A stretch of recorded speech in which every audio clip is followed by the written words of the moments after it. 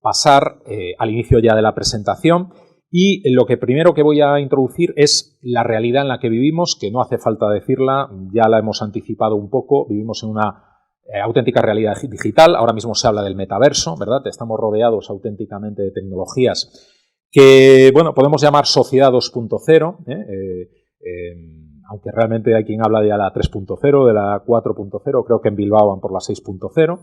Aquí lo que se trata fundamentalmente es que seamos conscientes de que en muy poco tiempo hemos cambiado enormemente nuestra relación con la tecnología. Si sois internautas antiguos, como es mi caso, a lo mejor recordáis aquellas fechas en las que uno iba a Internet, veía algo, una página estática y básicamente como mucho podíamos ir pinchando enlaces, saltando de una página en otra página. Poco más o menos que hacer zapping era lo que se podía hacer en esas épocas en Internet. Pero si queríamos realmente introducir contenidos, publicar, subir algo a Internet, o la nube que diríamos ahora, realmente había que ser un auténtico especialista en informática, o sea, casi un programador, digamos, ¿no? Se estima que más o menos 1 de cada 10.000 personas realmente en esos primeros tiempos en Internet tenía la capacidad de interactuar y de subir contenidos en Internet.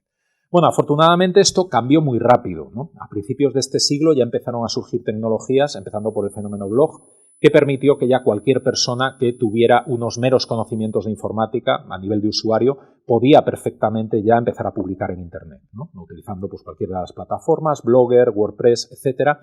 Con tener una idea básicamente de utilizar un procesador de textos, ya podía incluir textos, podía incluir imágenes, en fin, podía realmente ya empezar a tener su granito de arena en la red. Bueno, pues lo hemos reducido, de repente, se estima, de esos 10.000 a 1, lo hemos reducido de 10 a 1, es decir, de cada 10 personas que utilizaba la red, a principios de siglo, una persona realmente tenía capacidad de aportar contenidos a la red. Pero he de aquí que empezaron a surgir otras tecnologías, como son las famosas redes sociales, ¿de acuerdo? Y más recientemente el fenómeno de mensajería, etcétera, y que fue paralela a la otra revolución de algo que llevamos en el bolsillo, que le hemos falsamente querido llamar teléfono. Yo creo que es uno de los mayores engaños de la humanidad. Esto ya hace mucho tiempo que ha dejado de ser un teléfono y solo tenemos que ver el uso que hacemos hoy en día de él y prácticamente hablar por teléfono es algo anecdótico completamente. Bien, pero sí tiene en común con la tecnología del teléfono, es casi tan sencillo de utilizar, o por lo menos tenemos en la cabeza que es algo tan sencillo de utilizar como antiguamente era el teléfono. Y de hecho la prueba es mi madre, que siempre hubo cacharros en casa desde que yo tenía 12 años y compré en primer Spectrum, teóricamente para estudiar, ya sabemos luego para lo que lo quería. Y luego los distintos cacharros, bueno, mi madre por supuesto no quería saber nada de tecnología, hasta que, oh casualidad, hace unos años pidió su primer teléfono inteligente, no para acceder a Internet, no para navegar, no para usar redes sociales, no, solo le interesaba para que tuviera WhatsApp para ver la foto de sus nietos. Yo ahí en ese momento ya dije, mira, se ha acabado ya la brecha, ya no hay ningún tipo de brecha, ya hemos saltado completamente, la hemos limado completamente y ahora mismo realmente estamos utilizando la tecnología a un nivel muy profundo, sin ser plenamente conscientes de ello. De hecho, ahora mismo cada persona que accede a Internet, estamos ya en un 1-1. Cada persona que accede incluye contenidos en Internet. Pero ya no hablemos simplemente de, por supuesto, escribir artículos doctrinales, ni publicar vídeos de los nuevos youtubers o influencers. No. Hablamos directamente de poner un mero me gusta, poner un mero comentario, retuitear algo. Eso es aportar nuestro contenido. Y ojo, porque a nivel jurídico asumimos responsabilidades, y de hecho nos están de vez en cuando recordando los tribunales con condenas al respecto por realmente realizar alguna de estas actividades aparentemente inocentes, cuando realmente sí tenemos una capacidad activa. Ya no hablemos ahora de las fake news, del tema de ciberacoso o de difusión de contenidos ilícitos en la red, que efectivamente está, como digo, habiendo depuración de responsabilidades también a personas que inocentemente lo han retuiteado, lo han recompartido, lo han sacado de un grupo de WhatsApp, lo han metido en otro, etcétera, etcétera, etcétera. Todo esto, evidentemente, tenemos que ser conscientes de nuestra implicación, ¿no? Y realmente no solo de la implicación que tenemos en este momento, sino de la que tendremos en muy breve espacio. Ahora está muy de moda hablar, bueno, ya no solo de la criptomoneda y los NFTs, que eso quizá lo dejamos para otro día, porque ya se daría para mucho más, sino del famoso metaverso, ¿no? Ahora mismo ya estamos hablando de que nos viene el metaverso, Facebook se ha metido en ello, ya está cambiado de nombre, se rumorea que Apple va a sacar también un dispositivo, en fin, Microsoft, que ya lleva con las OLEDs mucho tiempo. No dudemos que esto va a llegar, puede que llegue tarde más o tarde menos. Hasta el punto de sustituir nuestra realidad por una realidad tecnológica, el tiempo lo dirá. Pero lo que está claro es que estamos avanzando hacia un escenario similar, en el cual ya la tecnología y el mundo digital se va a fundir completamente con el mundo real que nosotros, bueno, real también es el digital, de hecho, ¿no? Pero aquel que tocamos, que sentimos, y de hecho hoy en día estamos accediendo ya al metaverso, lo único que lo hacemos por una pantallita, ¿verdad?, de unos cuantos centímetros o un poquito más grande, pero estamos haciéndolo, no plenamente inmersión, pero ya estamos haciendo una gran inversión. Simplemente pensemos en la cantidad de horas, y eso nos llevan los dispositivos perfecta cuenta, la cantidad de horas que invertimos en aparatos, sea por tema laboral, sea por tema personal, profesional, etcétera. Bueno, ¿y qué dice el derecho de todo esto? Bueno, ante todo, mis disculpas por el diseño de la diapositiva, porque es una diapositiva, como podéis imaginar, que ya tiene bastante tiempo. Es una diapositiva a la que yo le tengo especial cariño, concretamente data de la primera presentación que yo hice en una clase de Derecho Informático del año 97, ni más ni menos, mi primera clase en la universidad. Me sudaban las manos, no os podéis hacer una idea. Cuando me dijeron, no, estas asignaturas se apuntan 20 personas, como mucho 40, las asignaturas de libre configuración, tranquilo, aquí no, tú puedes perfectamente con eso y más, vale. Cuando me enteré de la lista de apuntados en esa primera edición, fueron más de 200 apuntados, del cual el 70% eran informáticos, y estamos hablando de la Facultad de Derecho, o sea, imaginaos, ¿no? Bueno, fue impresionante. Bueno, pues esta fue una de las primeras diapositivas. Aunque la actualicé un poco con la normativa, por favor no prestéis atención a la normativa, la mayor parte de ella ya está derogada, pero la traigo a colación porque es perfectamente válida a efectos de ver los ámbitos en los que el derecho sigue regulando la red, ¿no? Y no ha variado enormemente, y de hecho vamos a tocar buena parte de ellos en el día de hoy. En primer lugar, el ámbito de protección de datos. Fijaos, hablar del año 99 de protección de datos es MANDE. ¿Qué es esto? Protectora de animales. Mucha gente entendía protección de gatos en vez de datos. Esto estuvo pasando durante mucho tiempo. Luego tenemos, por supuesto, el ámbito de las telecomunicaciones, que en su día, recordemos, era el antiguo monopolio que evolucionaba a la libre competencia, teórica libre competencia, en la cual estamos inmersos, pero que casi era lo de menos, sigue estando, por supuesto, y sigue teniendo una gran importancia, pero no es el que evidentemente afecta en el día a día a las cuestiones que se pueden ver relacionadas con la tecnología. Una vez accedíamos a Internet, ¿qué nos encontrábamos? Bueno, pues fundamentalmente representado por ese globo terráqueo. Lo mismo que nos seguimos encontrando hoy, los llamados contenidos. ¿Qué tipo de contenidos? Texto, imágenes, vídeo, audio, antiguamente generadas por unos pocos privilegiados, como veíamos, actualmente generada por cualquier persona. Cualquier persona que tiene este dispositivo en su bolsillo puede sacar una fotografía y puede subirla inmediatamente a Internet con acceso potencial de miles o millones de personas. Y no es necesario ni siquiera que sea mayor de edad para esto. O sea, es algo que está pasando en tiempo real. ¿De quiénes son esos contenidos? Bueno, pues aparentemente, y según se comentaba muchas veces, de nadie, ¿no? O de todos. Realmente algo una vez se sube a la red y está públicamente accesible y gratuitamente accesible, pues eso es propiedad de todos. Bueno, pues eso no es lo que nos dice el derecho, ¿eh? El derecho nos dice, con esta área que tenemos aquí debajo, que pertenece, en primer lugar, a su autor, al que lo haya creado. Esta es la propiedad intelectual. Sea o no consciente de ello, pero realmente pertenece a esa persona. Esto es un ámbito apasionante, que luego nos daría para hablar mucho, sobre todo en lo que se refiere ahora a los nuevos entes creadores de contenidos. Hablamos, por ejemplo, de la tecnología de inteligencia artificial GPT-3, propiedad actualmente de Microsoft. Está generando textos que incluso pueden llegar a ser un libro, a partir de unas pocas líneas. ¿Quién es el autor de ese libro? ¿Quién se podría atribuir esa propiedad? Se están generando audios, música, se está componiendo música, se están realizando diseños, pinturas. ¿De quién son? Bueno, pues esto nos podemos remontar a una de esas primeras clases de Derecho Informático que se planteaban ya esas cosas. O sea, no os penséis que las preguntas eran... Claro, estamos hablando de un auditorio cualificado, estábamos hablando de informáticos, lógicamente, en su mayor parte. Realmente, y hoy en día se está viendo, no pertenece a nadie. Una inteligencia artificial no es una persona, al menos en este momento, verbigracia, esperemos, de Isaac Asimov y el hombre del bicentenario, de momento no puede ser sujeto de derechos y obligaciones. Ni siquiera su programador puede arrogarse esa titularidad. Se ha intentado recientemente, en muy pocas fechas, el registro de una pintura en Estados Unidos, elaborada por una de estas inteligencias artificiales, y se ha rechazado por el registro de propiedad intelectual de Estados Unidos, porque no ha sido creada por un humano. ¿De acuerdo?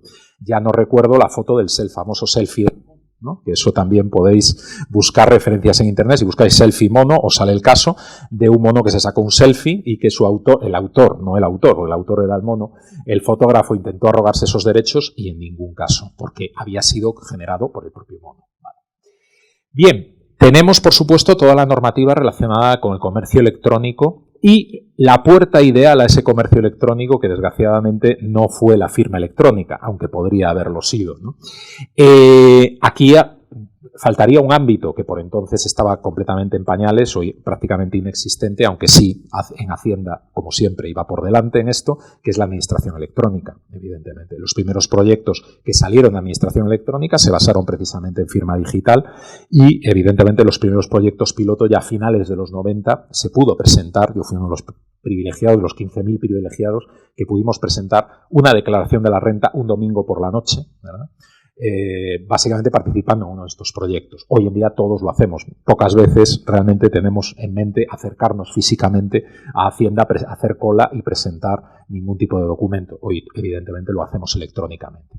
Y por último están los cacos, que por supuesto llevan muchos años intentando fastidiar a todas las demás áreas, en el ámbito de criminalidad informática, con un código penal que todavía sigue en vigor del año 95, pero que ha sido reformado también en un montón de ocasiones para intentar adaptarse a los nuevos tipos delictivos. Como voy a ser el último ámbito del que voy a hablar, me voy a mojar ya. Yo sí que creo que prácticamente la práctica totalidad de ilícitos, o sea, la práctica totalidad de delitos informáticos están recogidos en nuestra legislación. O sea, somos un país privilegiado en ese sentido. Pero seguimos teniendo asignaturas pendientes, como es el tema de la suplantación de identidad. No soy yo el que lo dice, ni mucho menos el primero que lo dice, sino que en los informes de la Fiscalía General del Estado se viene recordando en los últimos informes la necesidad de regular de una vez por todas la suplantación de identidad, la cual desgraciadamente en este momento permanece como tal, es impune, no está contemplada como delito. Luego podíamos... ¿Qué hace con esa suplantación de identidad? Pues ahí sí, puede hacer ilícitos, pero si lo único que hacen es suplantar mi identidad en Internet, hoy por hoy es inimputable.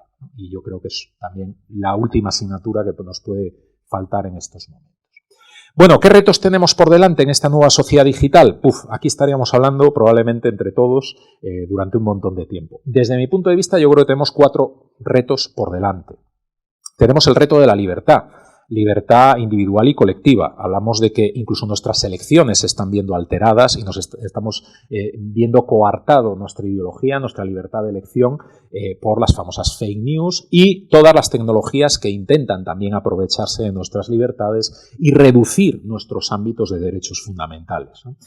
Tenemos el ámbito de la seguridad, por supuesto, ¿no? La seguridad nunca ha existido al 100%. O sea, eso es lo primero que tenemos que tener claro y que nos dice cualquier experto en seguridad.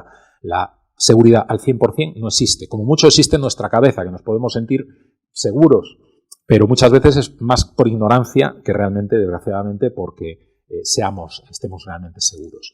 En ello nos vamos a centrar fundamentalmente. Luego hablaríamos de la economía o incluso del poder, en el cual ya tuve la oportunidad también un día de hablar sobre la democracia 2.0, cómo creo yo que deberíamos gobernarnos, también gracias a la tecnología, pero eso lo dejamos también para otro día. Me voy a centrar fundamentalmente en el ámbito de la seguridad. Y cómo no, la seguridad es un derecho fundamental, ¿de acuerdo? Y esto es importante decirlo.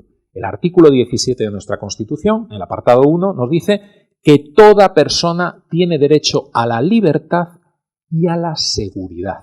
¿De acuerdo? Es decir, la seguridad como derecho fundamental. Ojo, porque aquí voy a hacer un pequeño alto. Si os dais cuenta, es un derecho a la libertad y la seguridad. No hablamos de un o, ¿de acuerdo? Esto ya sabéis que este tipo de las palabras en derecho son muy importantes y las conjunciones también lo son, ¿no? Entonces, aquí no es que libertad o seguridad, no, tenemos derecho a las dos. Por eso que cuando se nos intenta vender que para lograr una mayor seguridad tenemos que perder cuotas de libertad, evidentemente es una falacia. Cuidado con esos argumentos, ¿de acuerdo? Y no solo son falsos, y se puede demostrar que lo son, sino que encierran, desgraciadamente, un intento, siempre más o menos confesado, de recortar nuestros derechos y libertades. Y contra eso debemos de permanecer vigilantes. Ojo, porque lo hemos padecido en la pandemia también. La pandemia, ya sabéis que no solo nos acarreó, lógicamente, una de las peores crisis sanitarias de las últimas décadas, sino que además también ha acarreado un recorte de derechos sin precedentes en una democracia, y desde luego en la nuestra, que es bastante joven, ¿no? Bien, espero que muchos de esos recortes no hayan venido para quedarse, y para eso tenemos también que permanecer vigilantes. Una cosa es una situación excepcional en un momento determinado y otra cosa es una situación más permanente, que nos acostumbremos a este tipo de cosas, que es lo que en ningún caso. Y luego tenemos el artículo siguiente, el inocente, ¿verdad? Artículo 18 de la Constitución, el cual ya en su apartado primero nos dice cosas tan importantes como estas. Se garantiza el derecho al honor, a la intimidad personal y familiar y a la propia imagen. Fijaos que 3 derechos fundamentales en un mismo párrafo se reconocen. Luego tenemos oportunidad de hacer una pequeña reflexión sobre cada uno de ellos, por eso no me voy a detener, salvo que tengáis, por supuesto, cualquier pregunta al respecto ya sobre ello. Pero hay un párrafo que desde luego para mí es mi preferido en toda la Constitución. Si os ponéis por un momento en situación, la Constitución es de 1978. ¿Cuántos ordenadores creéis que había en España en 1978? Bueno, pues casi podríamos contarlos con los dedos de la mano. Y sin embargo, si os digo que la palabra informática está en nuestra Constitución, ¿qué me diríais? Imposible. ¿Esto qué va? La informática, con lo carcas que somos todos, bueno, los legisladores, y aún encima en esa época, que dicen, ni sabíamos que existía esto. Pues no. Tenemos la palabra informática introducida en nuestra Constitución, además no por una reforma posterior, en origen, en del año 78, ¿de acuerdo? Y no se incluye de cualquier manera, sino fijaos cómo se incluye esta palabra. Apartado 4. La ley limitará el uso de la informática, ahí la tenéis. Esto es algo así como si hoy en día se nos ocurre poner la palabra alienígenas, ¿no? Por si acaso algún día nos encontramos con ellos. Bueno, pues eso es lo que más o menos supuso en esa época. Pero es que nos dice, para garantizar el honor y la intimidad personal y familiar de los ciudadanos y el pleno ejercicio de sus derechos. ¿Quién redactó este párrafo? Ya os lo digo, Nostradamus. Es el único que en 1978 podría haber anticipado la gran crisis, o una de las grandes crisis para los derechos fundamentales, como ha sido evidentemente el uso de las nuevas tecnologías, el uso masivo, que lo sigue siendo hoy en día, para intentar conculcar nuestros derechos fundamentales. No, digo intentar, a veces conseguir, pero a mí me gusta, yo siempre soy optimista, intento por lo menos creer que no lo han conseguido, o por lo menos no lo han conseguido del todo, ¿no? ¿Cuánto tiempo tardamos en hacer caso a la Constitución? Aquí me salen los colores, 14 años. 14 años tardamos en aprobar la primera ley de protección de datos, que fue, no porque nos hubiéramos acordado de esto, desgraciadamente, sino porque realmente nos obligaban desde Europa, si queríamos entrar en el Tratado Schengen, a tener una norma de protección de datos. Bueno, esto es un gran fallo, desde luego. O sea, aquí somos los primeros o los últimos, ya sabéis que no tenemos término medio en este país, pero afortunadamente el Tribunal Constitucional vino unos años más tarde a enmendar la plana con 2 importantes sentencias, la 291 y 292, las 2 del mismo día, de 30 de noviembre del año 2000, en el cual dijo algo muy importante. Primero, que este apartado de aquí, por supuesto, estaba para proteger otros derechos fundamentales, pero en segundo lugar, y más importante, encerraba dentro de él un nuevo derecho fundamental.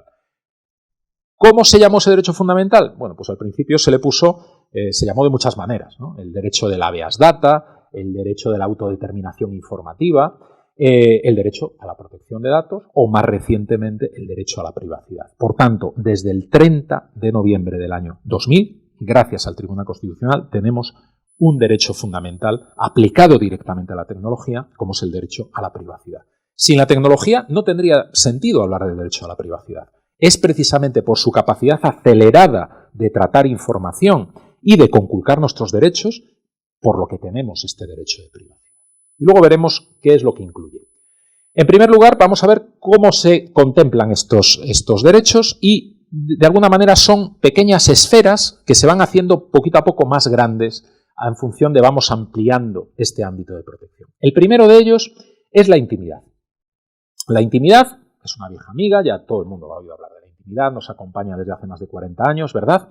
Y todos creemos tener muy claro lo que es la intimidad. Ahora, si tuviéramos tiempo, y a mí me encantaría tenerlo, pero bueno, tengo muchas más cosas que hablar, yo intentaría preguntaros realmente para cada uno de vosotros qué es lo que según vosotros está incluido dentro de la intimidad. Realmente ya os anticipo, si eso cada uno de vosotros pensad qué creéis que está incluido o qué debería estar incluido, ya os anticipo que os va a quedar muy pequeñita cuando os diga realmente lo que incluye la intimidad. Porque la intimidad no incluye, por ejemplo, información financiera de las personas. No incluye información profesional o información académica o datos de contacto o mi número de DNI o mi número de tarjeta de crédito. No está protegida por la intimidad. Y me diréis, caray, entonces, ¿qué protege la intimidad? Bueno, pues la intimidad protege fundamentalmente determinada información que se entiende más sensible del individuo. ¿Qué información se entiende sensible? Pues, por ejemplo, la ideología, religión, creencias, vida sexual, salud y origen racial. Estos son los 6 únicos ámbitos a nivel informativo que vienen protegidos en la intimidad. ¿De acuerdo? ¿Qué otros ámbitos queda por proteger en la intimidad? Bueno, a nivel informativo nada más. Toda la información que queda fuera de aquí, que como veis ya es la mayor parte, incluso dónde estamos físicamente en un momento determinado, qué hábitos tenemos, qué gustos, qué aficiones, todo eso queda al margen de la intimidad. Si solo tuviéramos la intimidad, realmente estaríamos bastante desprotegidos. Pero sí protege otros 2 ámbitos muy importantes, que es, en primer lugar, un lugar físico, el lugar donde vivimos. Da igual que vivamos en una autocaravana, que vivamos en un palacio, el espacio físico donde vivimos está protegido por la intimidad. Y a través de su modalidad, inviolabilidad del domicilio. Nadie puede entrar en nuestro domicilio si no es con nuestra autorización o con una orden judicial amparada en derecho. Es decir, un caso claro de que tenga que haber una entrada de registro, me tengan que desahuciar, cosas muy, muy concretas dispuestas por la ley y previas las garantías judiciales oportunas. Y por último, algo que hacemos, que es, y más en estos tiempos, comunicarnos. ¿De acuerdo? Nos comunicamos. Cada vez que nos comunicamos, eso está también protegido por la intimidad. Pero no cualquier comunicación. Por ejemplo, la comunicación que estamos teniendo en este momento no está amparada por la intimidad, porque es una comunicación pública o semipública. ¿De acuerdo? Es cuando nosotros hablamos en petit comité, con una persona o con varias, o en un grupo de WhatsApp, aunque depende del número del grupo también, podemos entender que también se lleva a cabo una protección, una comunicación íntima. ¿Eso qué tiene? Una vez más, nadie puede intervenir una comunicación de este tipo sin una autorización de los intervenientes o sin una orden judicial. ¿De acuerdo? Esto es lo que nos dice la intimidad. Bueno, la intimidad ya vemos que se nos ha quedado pequeñita, nos ha desilusionado. Vamos a la siguiente esfera. La siguiente esfera, y más en estos tiempos también tiene mucha importancia, la propia imagen. ¿Qué es la propia imagen? La propia imagen es un derecho fundamental que nos puede sonar fundamentalmente, sobre todo para famosos, las 2 grandes Fs, famosos y futbolistas, ¿no? Que son los que generalmente la esgrimen y son los que litigan por ella porque viven directa o indirectamente de ella. Lo que pasa que no solo son ellos los que están beneficiados de ella, más bien son los que menos, porque la propia imagen es un derecho que tenemos todos. Es el derecho, aunque dicho así rápidamente, a caminar tranquilamente por la calle sin que la gente sepa cómo nos llamamos ni a qué nos dedicamos, salvo aquellas personas con las que nosotros tenemos una relación directa, ¿de acuerdo? Sea personal o profesional. Este es el derecho que nos garantiza la Constitución. El derecho, ni más ni menos, a garantizar lo que realmente está protegiendo este derecho, que es nuestro anonimato, algo que ahora no está muy de moda, ¿verdad? Está más de moda ser influencer, ser youtuber, es decir, que pase todo lo contrario, que me vean por la calle y que me reconozcan. Bueno, la gente que realmente lo ha conseguido no está muy cómoda, ¿eh? Si leéis algunas entrevistas de gente famosa, puede que le compense económicamente o que le compense en el poder o en otro tipo de... Pero eso de no poder ir tranquilamente a un bar a tomarse algo, ir tranquilamente con su pareja al cine, yo creo que es algo que todos acaban pagando. pues precisamente tenemos un derecho que nos protege precisamente eso. Salvo que nosotros queramos salir, nadie, y esto sé que es duro en los tiempos que corren, nadie podrá ni sacarnos una fotografía, ni mucho menos publicar una fotografía sin nuestra previa autorización. Menuda bomba que acabo de soltar, ¿verdad? O sea, esto en los tiempos que corren, imaginaos, pero si hoy en día casi dices que, tienes que ir casi con gorra y con escafandra para no salir al final publicado en algún sitio, en una red social, bueno, pues precisamente tendría que ser a la inversa. Me tendrían que preguntar siempre, y digo antes de sacarme la foto, ya no digamos antes de subirla. Entonces, ¿podría yo denunciar? Ya voy a lanzar la primera pregunta que a lo mejor alguno me lanzaría. ¿Podría yo denunciar a una persona que me haya publicado sin mi autorización? Pues sí. Alguien que me haya sacado una fotografía, podría denunciarlo perfectamente. Pero sea mayor o menor de edad, porque aquí siempre estamos hablando de los menores, que sí tienen una protección especial, pero a estos efectos es exactamente igual para un mayor de edad que para un menor de edad. ¿De acuerdo? Y no tengo por qué estar en la playa, ni tengo que estar en situaciones especiales, que por supuesto eso sería agravante, afectaría ya a mi honor y a otro tipo de derechos, y a mi intimidad probablemente en algunos ámbitos. Pero simplemente con la propia imagen ya sería suficiente.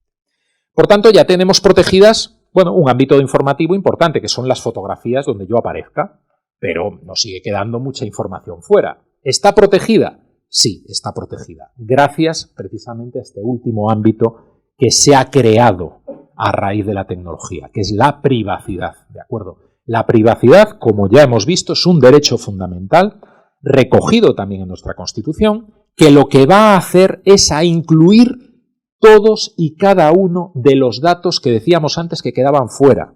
Es decir, toda esa información que decíamos que no estaba siendo protegida ni por la intimidad ni por la propia imagen, están incluidos en la privacidad. ¿Eso qué quiere decir? Que absolutamente cualquier información, y digo cualquiera, que directa o indirectamente se pueda vincular a una persona, va a estar incluida en su esfera de privacidad. Y ojo, porque aquí podemos empezar a hablar hasta de números de IP, números de matrícula de vehículos. Aquí hablaríamos para quién son datos de carácter personal, porque para mí como ciudadano yo veo una matrícula de un vehículo por la calle y a mí no me dice nada. Pero para la autoridad, para alguien que tenga las competencias, policía local, etcétera, o de administración con competencias, perfectamente sabe, sobre todo si he cometido una infracción, que esa matrícula me corresponde a mí y, evidentemente, para ellos sí que va a ser un dato de carácter personal, ¿de acuerdo? El número IP, lo mismo, para mí no va a ser nada. A mí que me manden, que alguien se comunique, entre en mi página web desde un número IPX, no me dice nada. Pero si resulta que esa persona que ha entrado en mi página web y ha cometido un ilícito o ha cometido un delito y yo he dejado registro de él y me dirijo por los canales oportunos para que el juez dirija un oficio a la operadora de telecomunicaciones que tenía bajo su custodia ese número IP, podría revelar realmente a quién estaba vinculado, quién estaba utilizando, quién era el responsable de ese IP en el momento que alguien entró en mi página web e hizo la tropelía que hizo. ¿De acuerdo? En ese momento es un dato de carácter personal. ¿De acuerdo? Por tanto, fijaos el ámbito de la privacidad hasta dónde está llegando. Bien, también hay que recordar que a nivel internacional tenemos una privacidad, sobre todo en Internet. Internet es global, no hablamos de la Internet española, ¿verdad? La Internet americana, la Internet china, en esa sí a lo mejor podríamos hablar. Es decir, tenemos Internet global, ¿de acuerdo? Una Internet interconectada, que por mucho que intentemos controlar, al final no sabemos muy bien a dónde nos estamos controlando. Como mucho sabremos que está en nuestro idioma, y dentro de poco ni eso, que cada vez las tecnologías de traducción automatizada están avanzando más, y hay tecnologías y extensiones que nos podemos instalar en nuestro navegador, que vamos a ver siempre la información en nuestro idioma, accedamos hasta a páginas web chinas, ¿de acuerdo? Por tanto, es importante que cuando veamos la palabra de privacidad no pensemos que siempre estamos protegidos por la misma legislación y por el mismo sistema de valores y los mismos derechos del derecho fundamental del que hemos estado hablando. Y de hecho vamos a distinguir claramente, en primer lugar, la privacidad que tenemos en Estados Unidos de la privacidad que tenemos concretamente en Europa y en España en particular. En Estados Unidos, desgraciadamente, no es un derecho constitucional. ¿De acuerdo? Podemos leernos toda la Constitución americana con sus distintas enmiendas y no está recogido ni una sola mención al derecho de privacidad. Indirectamente, con el tiempo y gracias a la doctrina y a la jurisprudencia, se ha ido recogiendo un derecho parecido hoy en día, que podemos decir que es similar a nuestro derecho a la intimidad, pero sin protección constitucional, o por lo menos sin una protección constitucional equiparable a la nuestra. Se ha definido allí como the right to be let alone, literalmente el derecho a estar solo, más bien libremente el derecho a que me dejen en paz. Yo allí en mi rancho de Wyoming, con mi Biblia en una mano y mi revólver en la otra, y que nadie entre en mis tierras, que le descerrajo 4 tiros, y eso sí que es un derecho constitucional que tengo allí, evidentemente, el derecho, curiosamente, a portar armas. Pero inicialmente frente al Estado, aunque luego se ha ido reconociendo también frente a otras personas. Hoy en día es algo parecido a la intimidad, pero sin protección, como digo, constitucional. ¿Eso qué importancia tiene? Me diréis. Bueno, pues tiene una gran importancia, porque en Estados Unidos, al contrario que en España, sí podrían aplicar una ley, aprobar una ley que vulnerara, entre comillas, que se saltara la torera el derecho a la privacidad por encima, por intereses superiores o que se entienden superiores como la seguridad del Estado. Esto ha pasado en Estados Unidos, desgraciadamente es el principal, que no os cuenten milongas, es la principal razón por la que hoy en día no tenemos legalizado el tráfico de datos de Europa a Estados Unidos. Sí sé que Biden hace poco ha salido diciendo que ya está todo arreglado, que va a haber un nuevo acuerdo transatlántico y ya vamos a poder enviar datos. No os creáis nada. Primero, ni tenemos ya un acuerdo cerrado firmado. Ha habido 2 antes que se lo ha tumbado la justicia europea. El Safe Harbor y el Privacy Shield, el escudo de privacidad, fue el último. Y en el nuevo, o cambian mucho las cosas o lo volverán a tumbar. Porque en Estados Unidos sigue pasando esto. No hay una legislación de protección de datos a nivel federal, ni mucho menos a nivel, digamos, con la amplitud y con las garantías que tenemos en Europa. Y además hay otra legislación, como la legislación de seguridad nacional, que se salta la torera en un momento determinado. Cualquiera de nosotros puede estar en un dossier del FBI en Estados Unidos si somos meramente sospechosos de actividad terrorista. Pero no es algo que va a decidir un juez, es algo que allí puede decidir perfectamente un agente de autoridad, un agente federal. ¿De acuerdo? Que si no tenemos ley de privacidad, ¿qué tenemos en Estados Unidos? Las políticas de privacidad. Por eso se habla tanto de políticas de privacidad en Internet. Porque al final es la regulación que funciona allí, en Estados Unidos. Es la ley, entre comillas, que las propias entidades, las propias empresas deciden implantarse a sí mismas. Claro, eso tiene un lado positivo y un lado negativo. El lado positivo, si yo me pongo la ley, mi idea es cumplir la ley que me pongo. El lado negativo, echa la ley, echa la trampa. Yo la cambio cuando quiero y solo tenéis que ver los cambios, ¿verdad?, periódicos que se nos intentan defender en este sentido. Sí, tenemos una pregunta, adelante.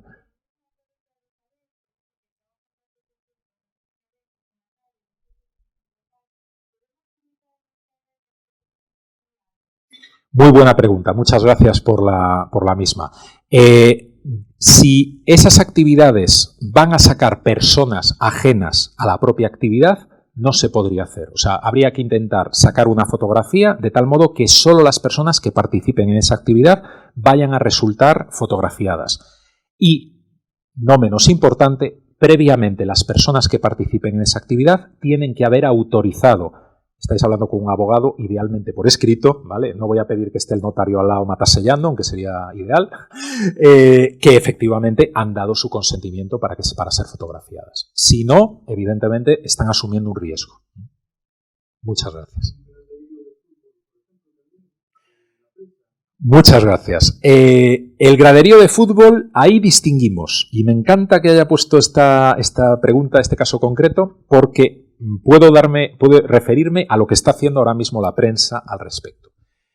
Hay una excepción general, obviamente aquí hablo de derechos, no hay ningún derecho absoluto, todos tienen excepciones. El derecho a la propia imagen no es una excepción, vale la redundancia, y tiene casos en los que se puede. ¿En qué casos? En que hay otro derecho fundamental que hay que proteger, pero ese derecho fundamental tiene que ser al menos tan importante como el derecho a la propia imagen. ¿Qué otro derecho es tan importante? El derecho a la libertad de información o el derecho a la libertad de expresión. Es decir, un medio de comunicación podría, y de hecho lo hace, todos los días vemos en los medios de comunicación, salen fotos de personas. Y salen, pues, por ejemplo, en una retransmisión deportiva, que es un evento público y de interés público, se pueden perfectamente poner imágenes de ese graderío, y de hecho sale. ¿Qué límites pone a esa excepción la ley? El límite es, primero, el que hemos comentado, que sea un evento de interés público, que sea un interés noticiable, digamos. Y en segundo lugar, que las personas que aparezcan ahí sean meramente accesorias. Es decir, lo que puede hacer la televisión cuando retransmite un partido de fútbol es hacer un barrido por la grada y que se vean las personas. Bueno, que ahí haya alguien que se reconozca y que aparezca, bueno, pues no hay ningún problema, porque está cubierto por esta excepción. Pero, y me encanta por eso esta pregunta en concreto, en muchos descansos de ese partido se hace zoom a personas concretas. O bien pues porque van vestidos de una determinada manera, o porque son más agraciados físicamente, sea lo que sea, se enfocan. Desgraciadamente hemos conocido casos en los que eso le ha traído un disgusto a más de uno, en el que aparecía no precisamente con su pareja, sino con otra persona, y que además fue sacado en televisión nacional. Pero no es necesario que pasen estas cosas. Es decir, la televisión en ese caso está vulnerando un derecho fundamental, que es el derecho a la propia imagen.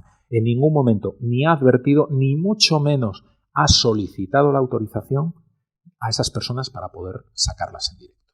Si esas personas son famosas, bueno, ahí ya podemos entrar en discusión, porque sí que los famosos tenemos jurisprudencia de que, precisamente porque ya no son anónimos, pueden ceder a algo este derecho, pero desde luego las personas anónimas en ningún caso. Entonces, en ese caso, sí, claramente están incumpliendo, en este supuesto concreto, estaría incumpliendo los medios de comunicación, estarían haciendo un abuso de esta excepción y, por tanto, podrían ser perfectamente demandados por ello. Sí.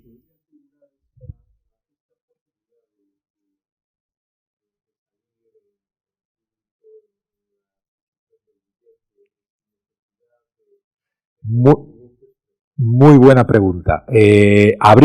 Repito, sobre todo por si no, ¿habría la posibilidad de que esto se advirtiera en el billete de venta al público o en un cartel de acceso al evento? Podría ser.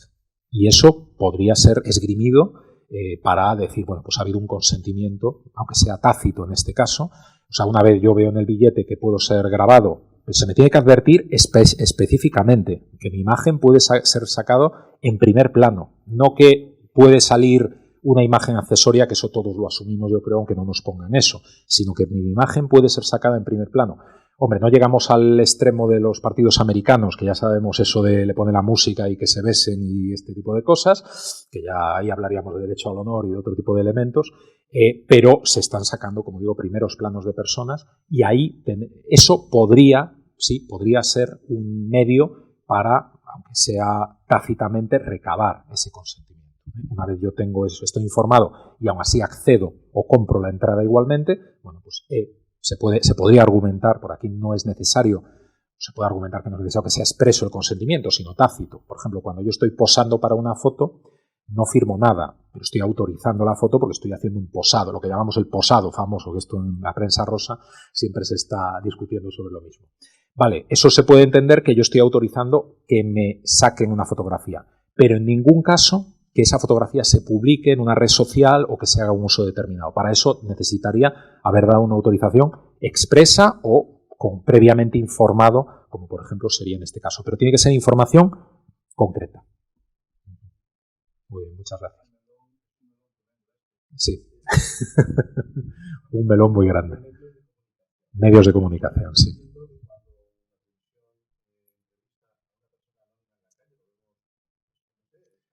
Sí, sí. Las entrevistas callejeras, vaya, de siempre, sí. Sí. Por supuesto.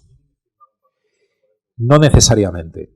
Hombre, yo soy abogado. Si me preguntas, firme para todo lo que sea. O sea, además con notario. Pero bueno, vamos a intentar ser un poco razonables. No es necesario. Y de hecho, si os dais cuenta, antes de la entrevista, si alguna vez os han parado por la calle para haceros una entrevista, lo primero que os dicen es, ¿le importaría, somos de tal medio, ¿le importaría que le hiciéramos unas preguntas para tal programa? Si digo que sí, eso ya, evidentemente, es un consentimiento para la entrevista.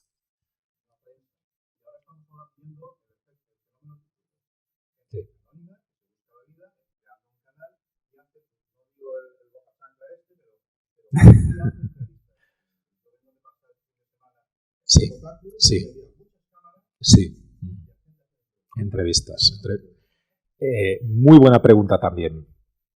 Aquí hay un debate, y es un melón muy importante, de cómo podemos considerar a los medios no oficiales de Internet. Es decir, a un bloguero en su día, que escribía, que no trabajaba para un medio de comunicación, pero escribía blogs de determinada materia, O en este caso un youtuber que hace, bueno, pues tiene sus programas, se graba a sí mismo, ahí no hay ningún problema porque es el mismo, pero cuando empieza a meter a terceras personas, y ojo porque incluso se hacen cámaras ocultas, hay casos de todo.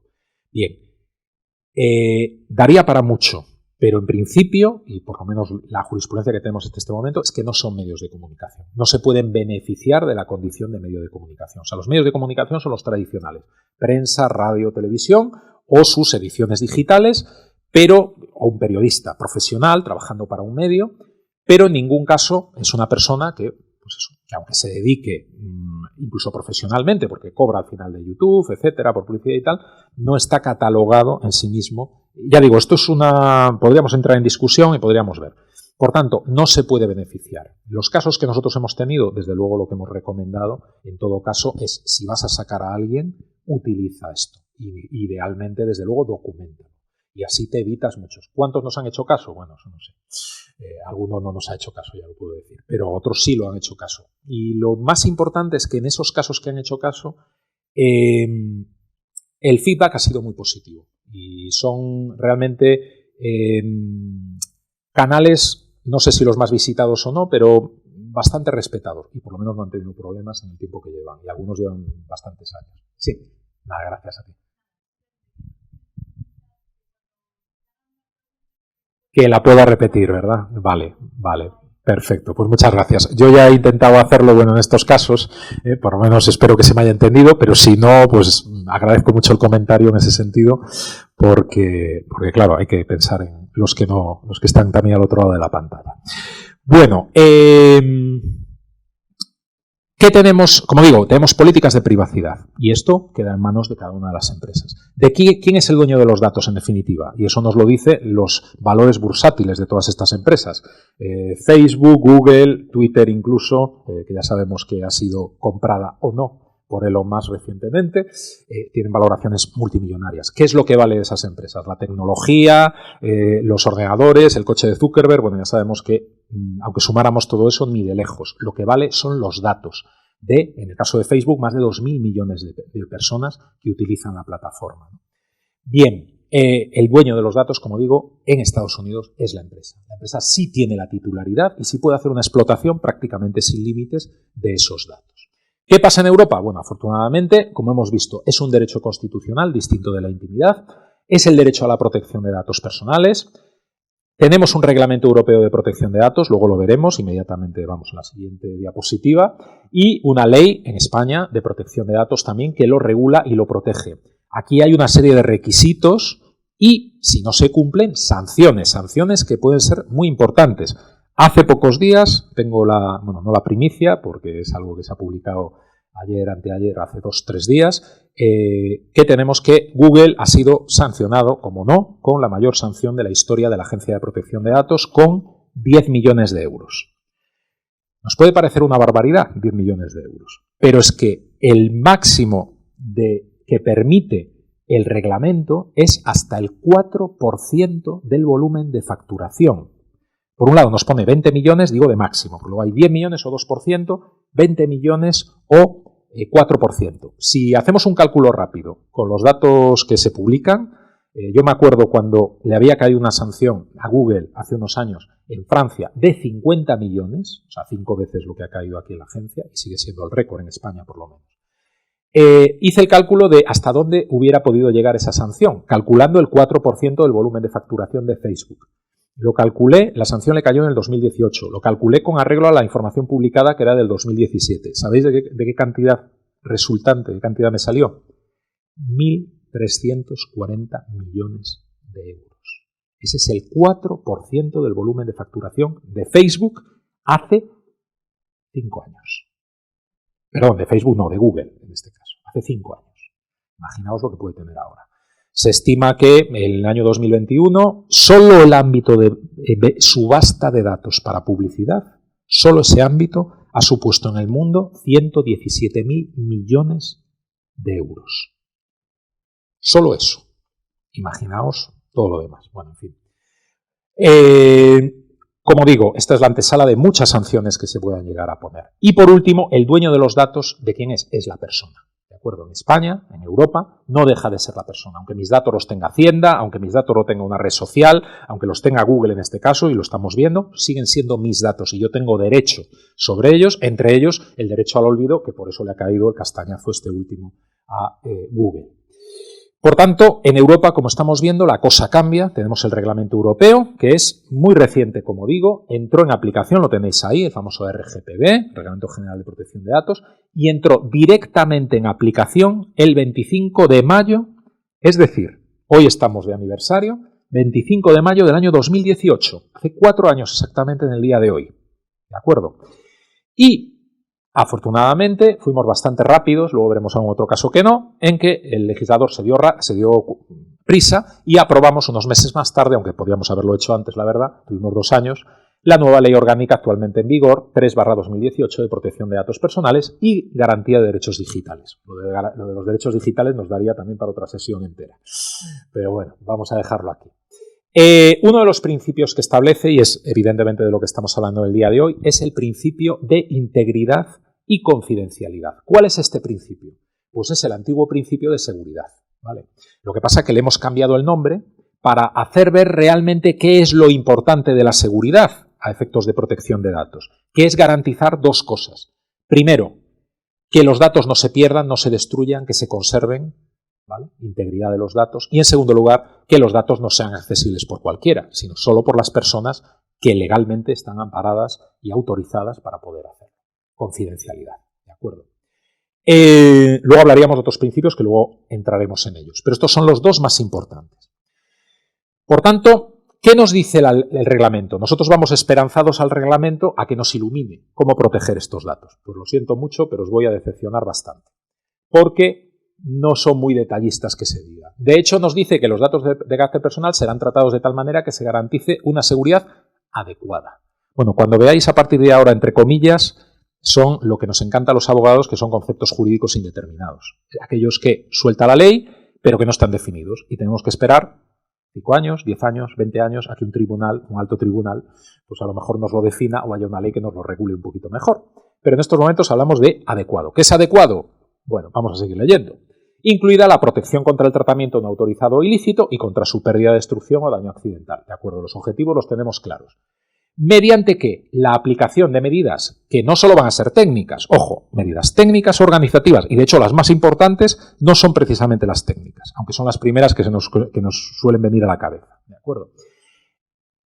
Vale, ¿y cómo tienen que ser estas medidas? Apropiadas. Ya está, lo hemos solucionado, ¿verdad? Ya tenemos. Tenemos que garantizar una seguridad adecuada con medidas apropiadas. Bueno, esto nos queda bastante corto. Vamos a ver qué más nos dice el reglamento. Pues el reglamento nos dice que algunas de las medidas que se pueden aplicar son una palabreja también, disculpad, bastante extraña que nos aparece, que es la pseudonimización de los datos. Y el cifrado de los mismos. Bueno, el cifrado más o menos a estas alturas todos debemos de estar más o menos familiarizados con eso, pero ¿qué es la pseudonimización? Bueno, pues la pseudonimización es algo tan sencillo como quitar los datos claramente identificativos y sustituirlos por un número, por ejemplo, o por un código que a priori no va a identificar a nadie. Es decir, que cuando vayamos al hospital o idealmente cuando fuéramos a un juzgado, ojalá esto último se cumpliera, y vemos carpetas allí amontonadas y echamos un vistazo a la portada, no aparezca el nombre y apellidos del demandado, del demandante y además el asunto, si es un divorcio, etcétera, etcétera. Vale, porque ahí ya, en fin, ya nos enteramos enseguida de todo.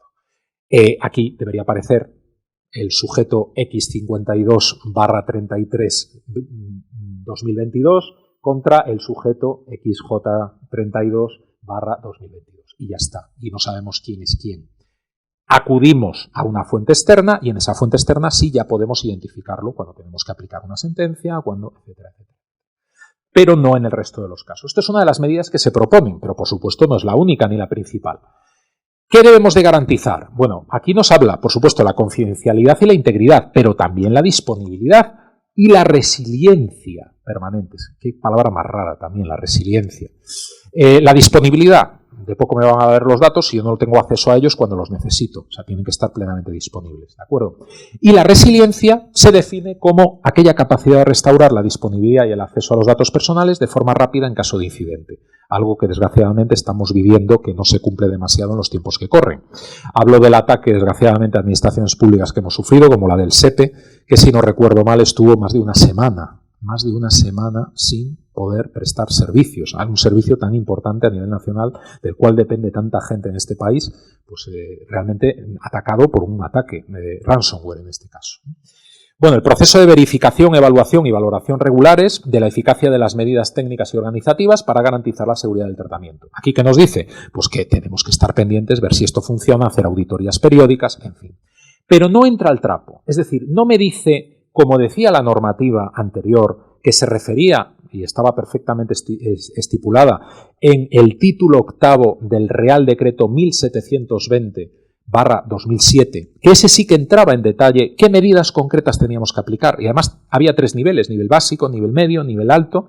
Nos decía si teníamos que hacer copias de seguridad, al menos una vez a la semana, que teníamos que tener un sistema de identificación, una custodia de las claves no inteligibles. Es decir, entraba un detalle tremendo. Ahora no tenemos eso. Aunque, por cierto, ese Real Decreto nunca fue derogado, pero bueno, vamos a decir que no lo tenemos, ¿de acuerdo? ¿Qué tenemos por otro lado? Tenemos una mayor flexibilidad. Es decir, nosotros vamos a decidir qué medidas. Y claro, eso nos puede emocionar, ¿no? Es como cuando nos dan las llaves del coche, hemos sacado el carnet de conducir, y por fin nos dan las llaves del coche para conducir nosotros mismos. Por un lado estamos muy felices, porque por fin vamos a poder ir por las calles que queramos, y no por la que nos dice el examinador o el profesor, pero por otro lado nos aplasta de repente la responsabilidad. Ay, ¿y si la fastidiamos? Bueno, pues la gran pregunta, ¿cómo determinamos estas medidas? Bueno, pues lo que tenemos es que cambiar completamente el chip y hablar de identificación, algo que luego recordaremos en el Esquema Nacional de Seguridad también, identificación y evaluación de riesgos, ¿no? ¿Y qué es esto de la identificación y evaluación de riesgos? Por supuesto, en el ámbito técnico esto suena, en el ámbito de ingeniería esto es algo que se va haciendo muchos años, y en otras disciplinas. También en derecho, en determinadas áreas, como por ejemplo, y como no, en el ámbito de prevención de riesgos laborales, ¿verdad? Pero en el resto de áreas del derecho, y particularmente en el tema de protección de datos, no estamos acostumbrados. Hasta ahora no estábamos acostumbrados a que se nos hablara de riesgos y a la necesidad de identificar y evaluarlos, ¿no? Aquí tenemos que cambiar el chip, ¿no? ¿Cómo cambiamos el chip? Bueno, pues básicamente tenemos, antes de nada, ser conscientes de en qué mundo vivimos y a qué riesgos estamos expuestos. Los riesgos, solo hace falta abrir, ¿verdad?, el periódico todos los días o ver el telediario. En el ámbito de ciberseguridad, ahí tenemos todos los riesgos todos los días. Cuando veas las barbas de tu vecino cortar, pon las tuyas a remojar. Ahí lo tenemos. Pero no solo eso. Por nuestra actividad concreta, por aquello que nos dedicamos, tenemos riesgos específicos. Bueno, pues tenemos que hacer este esfuerzo por detectar esos riesgos. Ojo, porque hablamos de riesgos reales y riesgos percibidos. Esto me encanta cuando comento esto. Porque digo, ¿pero qué pasa? ¿Que los percibidos no son reales? No, no. Los percibidos son aquellos riesgos que en un momento determinado van a ser puramente subjetivos. Os voy a contar un secreto. Todos los riesgos van a ser, y la evaluación de los mismos, van a ser subjetivos. Por eso es tan importante que haya multidisciplinariedad en las personas que van a participar en este análisis. Si este análisis lo hace solo un jurista, va a estar, os podéis imaginar, sesgado desde el principio por un montón de riesgos que no vamos a ver. Nosotros podemos ver los riesgos jurídicos, pero los riesgos técnicos, los riesgos organizativos, los riesgos económicos, esos se nos escapan completamente. Por eso es un técnico. Lo mismo le va a pasar con los jurídicos. Por eso esto tiene que ser una labor de equipo, ¿vale? Es algo que cada vez más tenemos que acostumbrarnos a trabajar en equipo y a trabajar multidisciplinariamente. Perdón. ¿Cómo se define el riesgo? El riesgo se define como la probabilidad de que suceda un hecho que produzca un daño, en este caso a la privacidad de las personas cuyos datos se tratan, o incluso a la reputación de la organización que realiza esa actividad. ¿De acuerdo? O sea, un riesgo también puede ser incluso la propia sanción que puede caer o la mala imagen que puede llegar a tener la organización, ¿no? ¿Tipos de riesgo? Pues podemos clasificarlos para las personas y para la organización. Para las personas, bueno, pues violación de sus derechos, pérdida de información, daño por uso ilícito o incidentes, por ejemplo. Para la organización, reputación, bajo uso, costes de rediseño, retirada o sanciones. Pero esto es un ejemplo de posibles riesgos. Hay muchos más y es algo que evidentemente tendremos que detectar. Y además no solo tenemos que detectarlos, tenemos que cuantificarlos. Y luego veremos que nos obligan a los abogados a volver de nuevo a las matemáticas, y eso que las creíamos ya superadas. ¿En qué aspectos? En cuanto a la probabilidad y al nivel de impacto. Probabilidad de que suceda ese evento que estamos anticipando, lo cual se puede definir muy bajo, muy alto, los intermedios, o bien un porcentaje. ¿Qué porcentaje de probabilidad hay de que pase esto? ¿Vale? Y también el impacto que va a suponer ese evento si sucede. A lo mejor la probabilidad es muy baja, pero el impacto va a ser muy alto y viceversa. ¿De acuerdo? A lo mejor es algo más frecuente, pero el impacto no va a ser tan alto. ¿Cómo puntuamos el nivel de impacto? Pues lo podemos hacer, por ejemplo, del 1 al 10. ¿Vale? El 10 es la destrucción absoluta de la organización y del mundo tal y como lo conocemos, y el 1, pues nada, se nos cae algo al suelo y lo recogemos, ¿vale? Y lo limpiamos un poco. Vale, esto os podéis imaginar, lo podemos hacer así o podemos intentar irnos a alguno de los estándares que hay en el mercado. Os voy a dar la graduación del riesgo que nos recomienda la propia Agencia de Protección de Datos. Ahí en su guía práctica, la cual recomiendo, de análisis de riesgos en tratamientos de datos personales sujetos al Reglamento General de Protección de Datos, de junio del 2019, esta guía está publicada en la página web de la agencia, ¿de acuerdo? Nos propone la siguiente graduación. Por un lado tenemos la probabilidad y por otro lado tenemos el impacto. Y vamos a poner 4 niveles nada más, por un lado y 4 por el otro. La probabilidad de despreciable, el 1, limitada a 2, significativa a 3 y máxima a 4, y también en el otro lado lo mismo, despreciable, el impacto despreciable limitado, significativo o máximo. Todo riesgo va a tener esta doble puntuación. Bien, ¿cómo lo tenemos que puntuar? Podríamos decir, bueno, sumo uno y otro. No, es una multiplicación. ¿De acuerdo? Si yo tengo una probabilidad despreciable 1 y un impacto máximo de 4, la puntuación no sería 5, sería 1 por 4 por 1, en este caso sería 4. ¿De acuerdo? Esto volvemos al cole. ¿Vale? Pero si tenemos una probabilidad, por ejemplo, significativa 3 y un impacto significativo también 3, sería 9. 3 por 3, 9. El impacto mayor, por supuesto, sería aquel que hay más probabilidad de que ocurra y que el impacto puede ser mayor, que sería 16.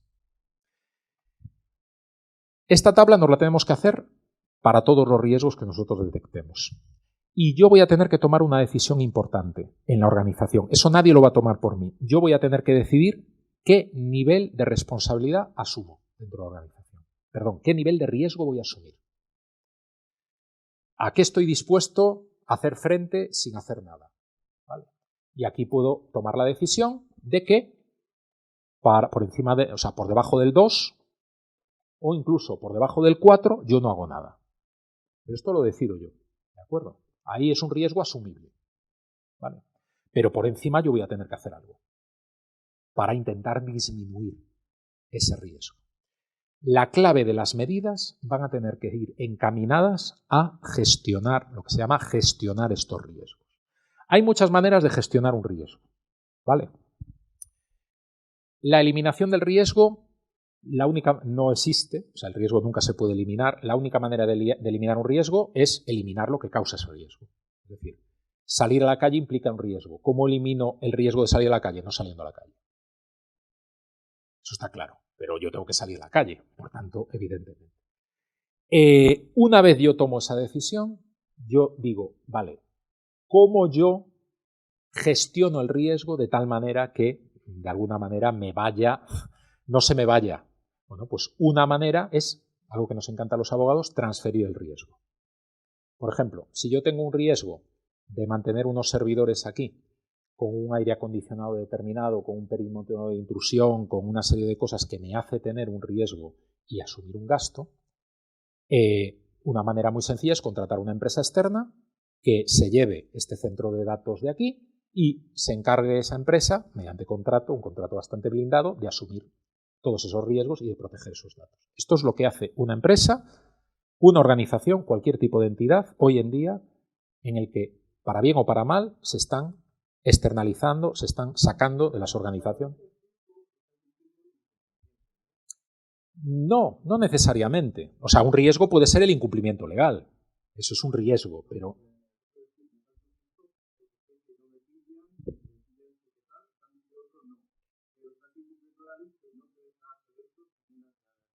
Vamos a ver. Un riesgo puede ser algo tan sencillo como la caída de un meteorito.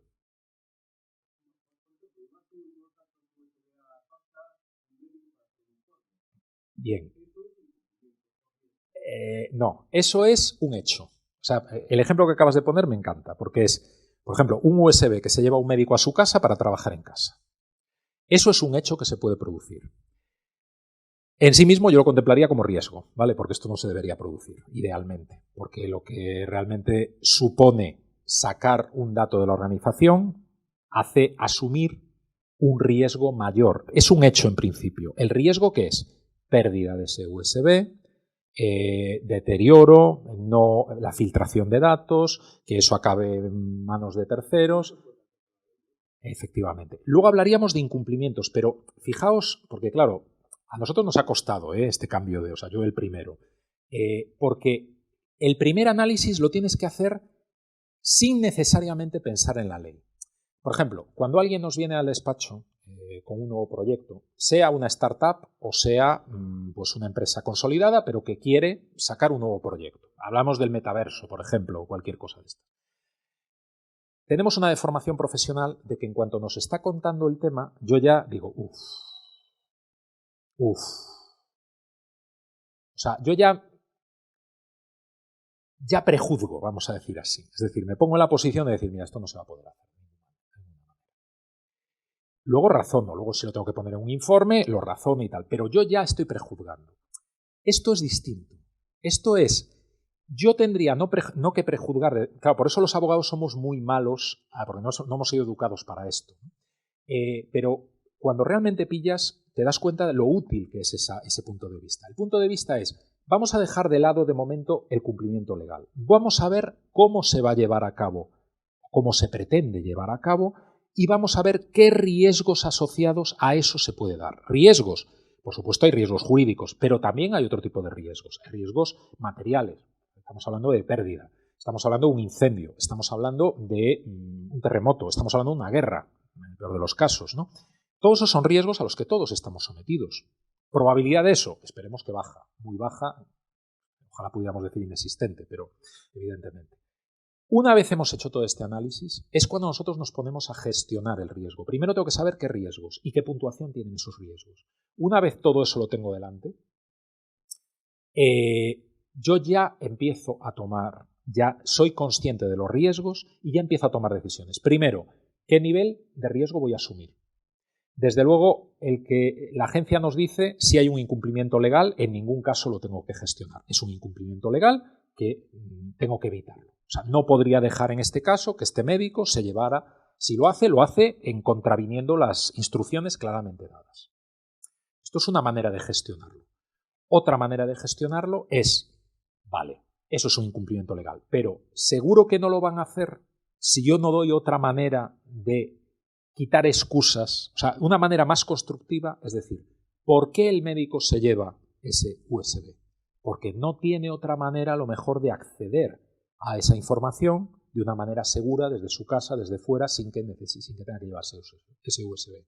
Por tanto, yo a lo mejor lo que me puedo plantear es cambiar mi proyecto inicial o el proyecto del montaje que yo tenía pensado y voy a dar un acceso remoto para casos concretos debidamente cifrado, protegido, garantizando que se hace desde un dispositivo que yo tenga previamente auditado y que, hombre, no es lo ideal es que el médico no saliera, no trabajara desde casa y lo hiciera siempre en local, pero hay, bueno, médico o cualquier otra profesión, eso es una utopía hoy en día. Hoy estamos todos deslocalizados y vamos siempre a tenemos que tener maneras seguras de acceder a aquella información que necesitamos para su trabajo desde lugares que no es físicamente nuestro trabajo, porque si no lo tenemos, nos vamos a buscar la vida y vamos a aumentar ya no solo un incumplimiento legal, sino un riesgo de seguridad mayor.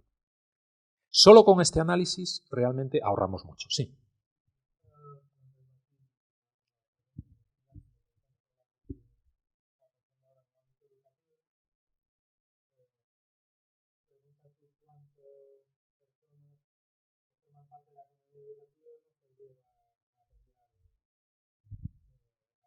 De los alumnos, exámenes, trabajos, etcétera. Hablamos del ámbito educativo, para los que están en remoto, que los profesores al final también se llevan trabajos para casa, se llevan cosas de los alumnos, información, etcétera. Y ¿Es ilegal? No, yo no, de alguna manera en este estadio no voy a decir si es legal o ilegal. Como mi abogado interior, evidentemente, saca una respuesta determinada, ¿vale? Pero lo que digo en este momento es que no necesariamente puede ser. Es ilegal si lo hacemos así, pero si buscamos una manera de que realmente el usuario cumpla su fin, pero utilizando una manera más segura y más acorde, evidentemente, con la legislación y con las medidas de seguridad razonables, no tiene por qué ser ilegal que yo desde fuera del trabajo acceda a material que yo necesito para el trabajo. Cumpliendo determinados requisitos, pasando determinados filtros y asumiendo también siempre un riesgo, lógicamente. O sea, si lo quiero hacer, siempre voy a asumir un riesgo, pero no va a ser el mismo riesgo que yo asuma sacando un pendrive, que lo puedo perder, lo puedo extraviar, y sobre todo si no es cifrado, etcétera, etcétera, que si yo adopto ese tipo de medidas. Y hablamos de un ordenador, hablamos de cualquier dispositivo que nosotros llevemos encima.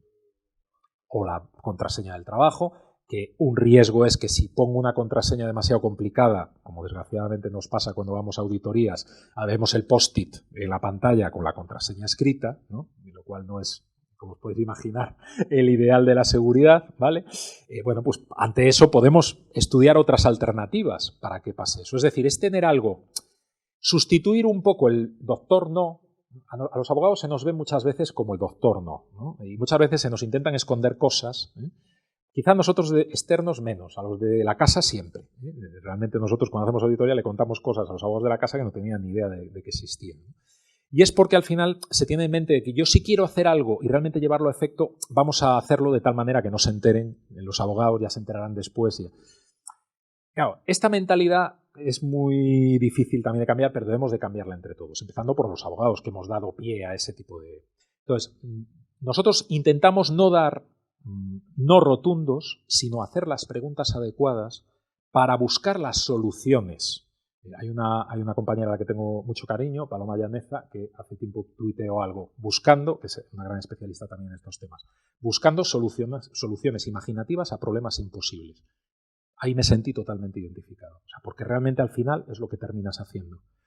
Y no hay nada anticipado, o sea, no podemos dar nada por prehecho, preconcebido. Tenemos que siempre buscar una nueva manera de intentar hacer las cosas. Tenemos una responsabilidad. Y desde luego este es un sistema, es una mecánica que nos ayuda a alejarnos lo suficiente para ver el bosque en vez de ver el árbol, concretamente, e intentar, primero, ser consciente nosotros y, evidentemente, la organización, en este caso, de qué riesgo está asumiendo, y, en segundo lugar, cómo puede hacer para intentar disminuir ese riesgo o transferirlo o simplemente asumirlo, aceptarlo o, lo más importante, gestionarlo con medidas para intentar disminuirlo por debajo de ese umbral de aceptación, que es lo que en definitiva queremos hacer. ¿De acuerdo? Entonces, no estoy totalmente de acuerdo, que esto lo ha dicho la agencia, y lo ha dicho las guías y todo esto. Si hay un incumplimiento normativo, eso no se puede hacer y punto. La ley no son matemáticas. La ley permite interpretaciones y permite maneras también de buscar nuevas soluciones. Y tenemos la responsabilidad, porque es que si no lo hacemos, las malas prácticas van a seguir existiendo. ¿Qué vamos a pretender? ¿Que no haya un exceso de velocidad porque haya un límite de velocidad en la carretera? Eso es una utopía. Pongamos otros sistemas que permitan a lo mejor que no haya atascos o tantos atascos y que esa persona que a lo mejor va por encima de un sistema de un exceso de velocidad luego lo hace porque luego sabe que se va a encontrar un atasco al entrar en la ciudad o cosas, y a lo mejor ya le quitamos esa excusa para ese exceso de velocidad. Así debería pensar la ley, así deberíamos pensar también los que trabajamos con la ley. Entonces, sé que es un cambio de chip, es un cambio de paradigma, pero yo creo que este reglamento ha venido muy bien a intentar concienciarnos de que tenemos que hacer las cosas de otra manera. Entonces, más allá de que tengamos un listado de medidas que tenemos que cumplir e ir marcando el check conforme las cumplimos, ¿qué sentido tiene una entidad, una pyme, que tenga datos de salud para gestionar a lo mejor la baja laboral de un trabajador o cualquier cosa de esas? ¿Qué sentido tiene que ponga un registro de accesos como debería tener pues una entidad realmente hospitalaria que trabaja con eso? No tiene ningún tipo de sentido. ¿De acuerdo? Eso es lo que nos evita. Pero tenemos que razonarlo y tenemos que documentarlo, claro. Esto es el gran cambio de paradigma que nos trae este reglamento. Bien, pero llega el momento en que se producen violaciones de seguridad. Hay un momento en que se producen quiebras de seguridad. Por mucho que yo intente poner medidas, intente evitarlo, al final, desgraciadamente, todos vamos a tener o vamos a sufrir en mayor o menor medida algún problema de seguridad. En los casos más graves, yo tengo una obligación de notificar a la Agencia de Protección de Datos. Y ojo, tengo solo 72 horas para hacerlo. ¿De acuerdo? Incluso menos, porque me dice lo antes posible y como máximo en 72 horas. Este es el contenido mínimo que hay que informar a la agencia. Si no me da tiempo informar de todo, yo luego puedo hacerlo gradualmente. Ahora mismo sí que se están notificando muchas violaciones de seguridad a la agencia, pero muy pocas veces se hace estas notificaciones adicionales, ¿no? Pues a lo mejor yo describo la violación y le doy los datos de contacto, pero no digo ni las posibles consecuencias ni las medidas adoptadas, porque no me ha dado tiempo. Bueno, pues eso hay que hacer una nueva notificación después, ¿de acuerdo?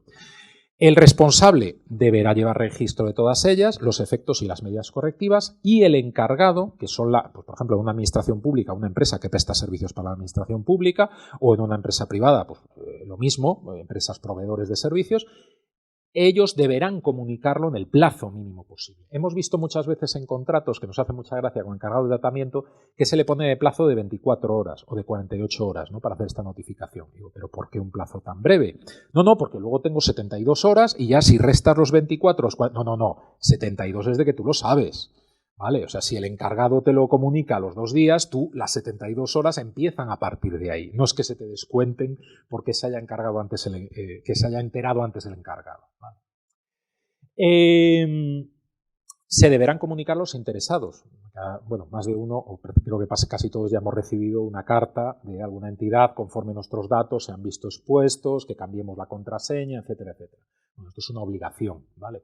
Salvo en determinados casos en los que, por ejemplo, la información esté cifrada, que no haya manera de acceder a los mismos, que haya medidas ulteriores que eliminen el alto riesgo, si suponen un esfuerzo desproporcionado. Ojo con el esfuerzo desproporcionado porque nos pueden obligar a publicarlo, ¿vale?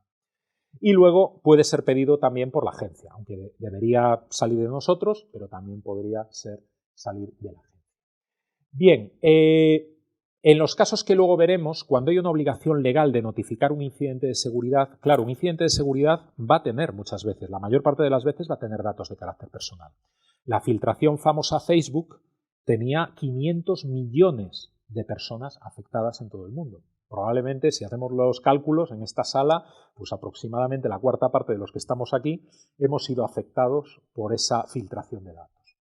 ¿Cómo sabemos si estamos incluidos? ¿Cómo sabemos el nivel de afectación? Pues eso implica el tratamiento de datos. Y eso está amparado también por la ley, ¿de acuerdo? El artículo, la disposición adicional 9ª lo permite. Bueno, fundamentalmente para las administraciones, que luego hablaremos de ellas, los CERT, los CIRT, que van a tener la responsabilidad de informar y de gestionar esas medidas, y durante el tiempo imprescindible. Pero, evidentemente, va a haber que tratar datos en un momento determinado. Bien, hablando ya concretamente de la administración, aquí tenemos normativa pues bastante reciente, del año 2015, ¿vale? Las famosas leyes siamesas, 39 y 40, que os voy a contar, ¿verdad? La de procedimiento administrativo común y la de régimen jurídico del sector público, a la que se suma la actualización que os mencionaba al principio. Aquí tenemos el flamante nuevo Esquema Nacional de Seguridad, aprobado por Real Decreto 311/2022 de 3 de mayo, ni más ni menos. Bien, ¿qué es el Esquema Nacional de Seguridad? Bueno, pues se define en la Ley de Régimen Jurídico, concretamente el artículo 156.2, como aquello que tiene por objeto establecer la política de seguridad en la utilización de medios electrónicos en el ámbito de la presente ley, y está constituido por los principios básicos y requisitos mínimos que garanticen adecuadamente la seguridad de la información tratada. Es decir, traigo una buena noticia, que es que, por lo menos en este esquema todo de gestión de riesgos, de evaluación de riesgos y decidir qué medidas, al menos en el ámbito de la administración pública, nos lo han hecho. ¿De acuerdo? No nos tenemos que romper tanto la cabeza porque ya tenemos una norma donde vamos yendo de la mano y siguiendo el procedimiento que nos da, nos dice incluso qué medidas de seguridad al final voy a tener que implementar. El ámbito de aplicación. Esto es muy importante y voy a centrarme obviamente en la nueva norma, porque la del 2010 ya quedó allí. ¿De acuerdo?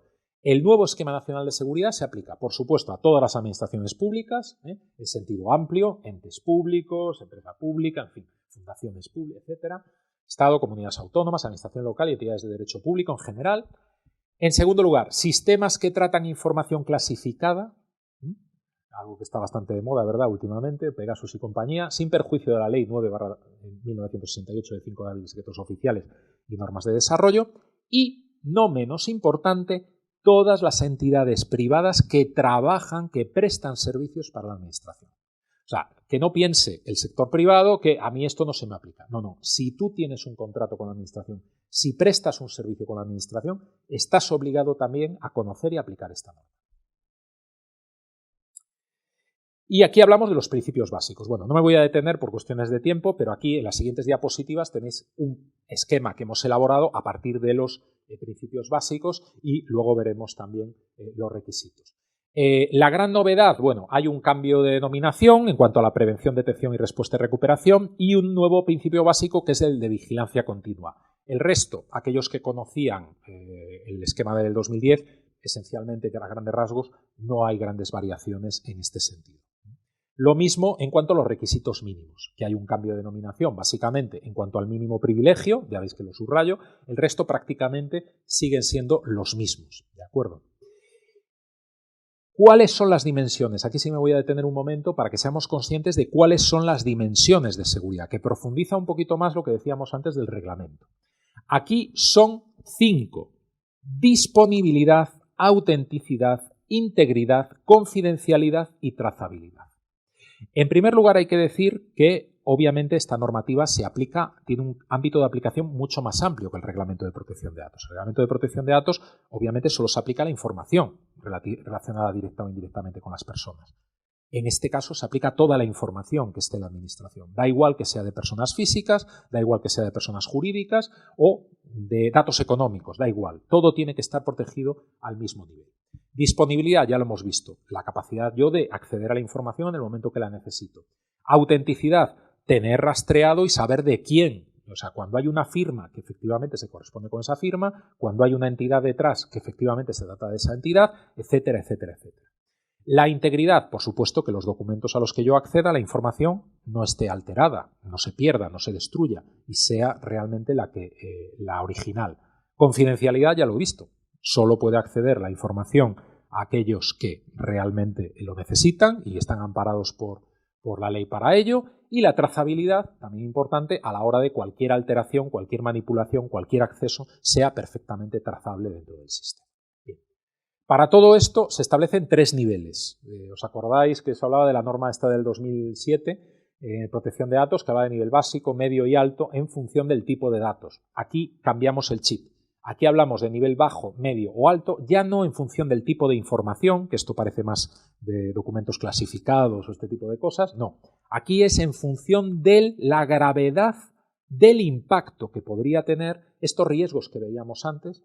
El peor de los casos, de todos estos riesgos que hemos analizado, el peor de los casos, las consecuencias que podría tener la afectación de esos elementos, según la gravedad, yo los tengo que proteger, tengo que aplicar medidas de bajo, de medio o de alto. Bajo, que las consecuencias de estos riesgos, de los eventos que pudieran, con perjuicio limitado sobre funciones, activos o individuos afectados. Por ejemplo, un daño menor o un incumplimiento subsanable. En el caso medio, consecuencias con perjuicio grave, daño significativo o de difícil reparación. Y por último, en nivel alto, para consecuencias con perjuicio muy grave. Por ejemplo, daño casi irreparable, anulación de la atención de la organización.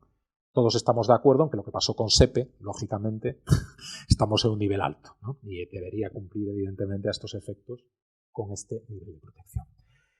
Quiero también hacer una mención especial a la Diputación de La Coruña, la cual, evidentemente, los servicios, ya desde hace muchos años, desde que yo estaba aquí, los servicios informáticos prestan servicios a los ayuntamientos de la provincia, de asistencia informática y administración electrónica. También tienen experiencia en la adecuación normativa, organizativa y técnica a esquemas nacionales de seguridad e interoperabilidad, que es otro esquema que no se ha actualizado, por cierto, pero que también es importante. Hay una estrategia digital provincial, si no me equivoco, del de 2021 al 2025, con una sección dedicada al plan de ciberseguridad, y hay una oficina técnica de ciberseguridad para ayuntamientos de menos de 20.000 habitantes. O sea que si hay alguien aquí de ayuntamientos, que tengan en cuenta que hay un servicio y un apoyo muy importante por parte de la Diputación, que además, como hemos comentado, se integra en el nuevo nodo Cibergal, para, bueno, entre ellas la sesión que estamos teniendo en este momento, pues evidentemente difundir, informar y también asesorar sobre la importancia de estos elementos. Con lo cual, bueno, pues realmente doy la enhorabuena por todo el esfuerzo también dado en la Diputación al respecto y que todo lo que se pueda hacer, desde luego, y sobre todo para ayuntamientos pequeños, lo mismo que en el ámbito privado, para pymes, para ciudadanos, pues es poco realmente. Entonces es un apoyo muy importante, que es importante y no me quería quedar con esto en el tintero. También hay otras administraciones que nos pueden servir de apoyo. Una muy importante es, aunque sea a un nivel alto, es el Centro Criptológico Nacional, ¿de acuerdo? Que tiene, bueno, pues su sistema CERT, el Computer Emergency Reaction Team, que sirve también a las administraciones públicas. Sirve de soporte y coordinación para el tratamiento de vulnerabilidades y resolución de incidentes de seguridad, para investigación y divulgación de mejores prácticas, la formación destinada al personal de administración especialista en el campo de la seguridad, así como información sobre vulnerabilidades, alertas y avisos. Es el culpable, ni más ni menos las guías que ha elaborado este organismo, el Centro Criptológico Nacional, las cuales yo recomiendo, han ido clarificando el esquema nacional del 2010 y sin duda es lo que ha servido de semilla para la nueva revisión del esquema del 2022 y es de obligatoria consulta. Aparte de ser muy fáciles de entender, muy sencillas, muy prácticas, realmente yo las recomiendo porque nos acercan muchísimo a la complejidad en sí de esta normativa que realmente, como digo, sobre todo para entidades no especializadas. Que sepáis también que otra de las novedades que tenemos en el nuevo esquema es la obligación de notificación. Antes hablábamos de la obligación de notificar a la Agencia de Protección de Datos. Bueno, pues aquí tenemos la obligación de notificar al Centro Criptológico Nacional. De dos maneras. Las administraciones públicas tienen obligación de notificar directamente, pero no todos los incidentes. Solo aquellos incidentes, como dice, que tengan un impacto significativo en la seguridad de los sistemas de información. Si atendemos a la clasificación que veíamos antes, es el nivel medio, del nivel medio al nivel alto. Eso es lo que habría que notificar, ¿de acuerdo? Y indirectamente las propias empresas que prestan servicios a administraciones públicas lo deben de hacer, pero no directamente al Centro Criptológico Nacional, sino a INCIBE, ¿de acuerdo? INCIBE, que es el Instituto Nacional de Ciberseguridad de España, tiene también un CERT que ellos inmediatamente, en cuanto reciben esa comunicación, también la comunican al Centro Criptológico Nacional.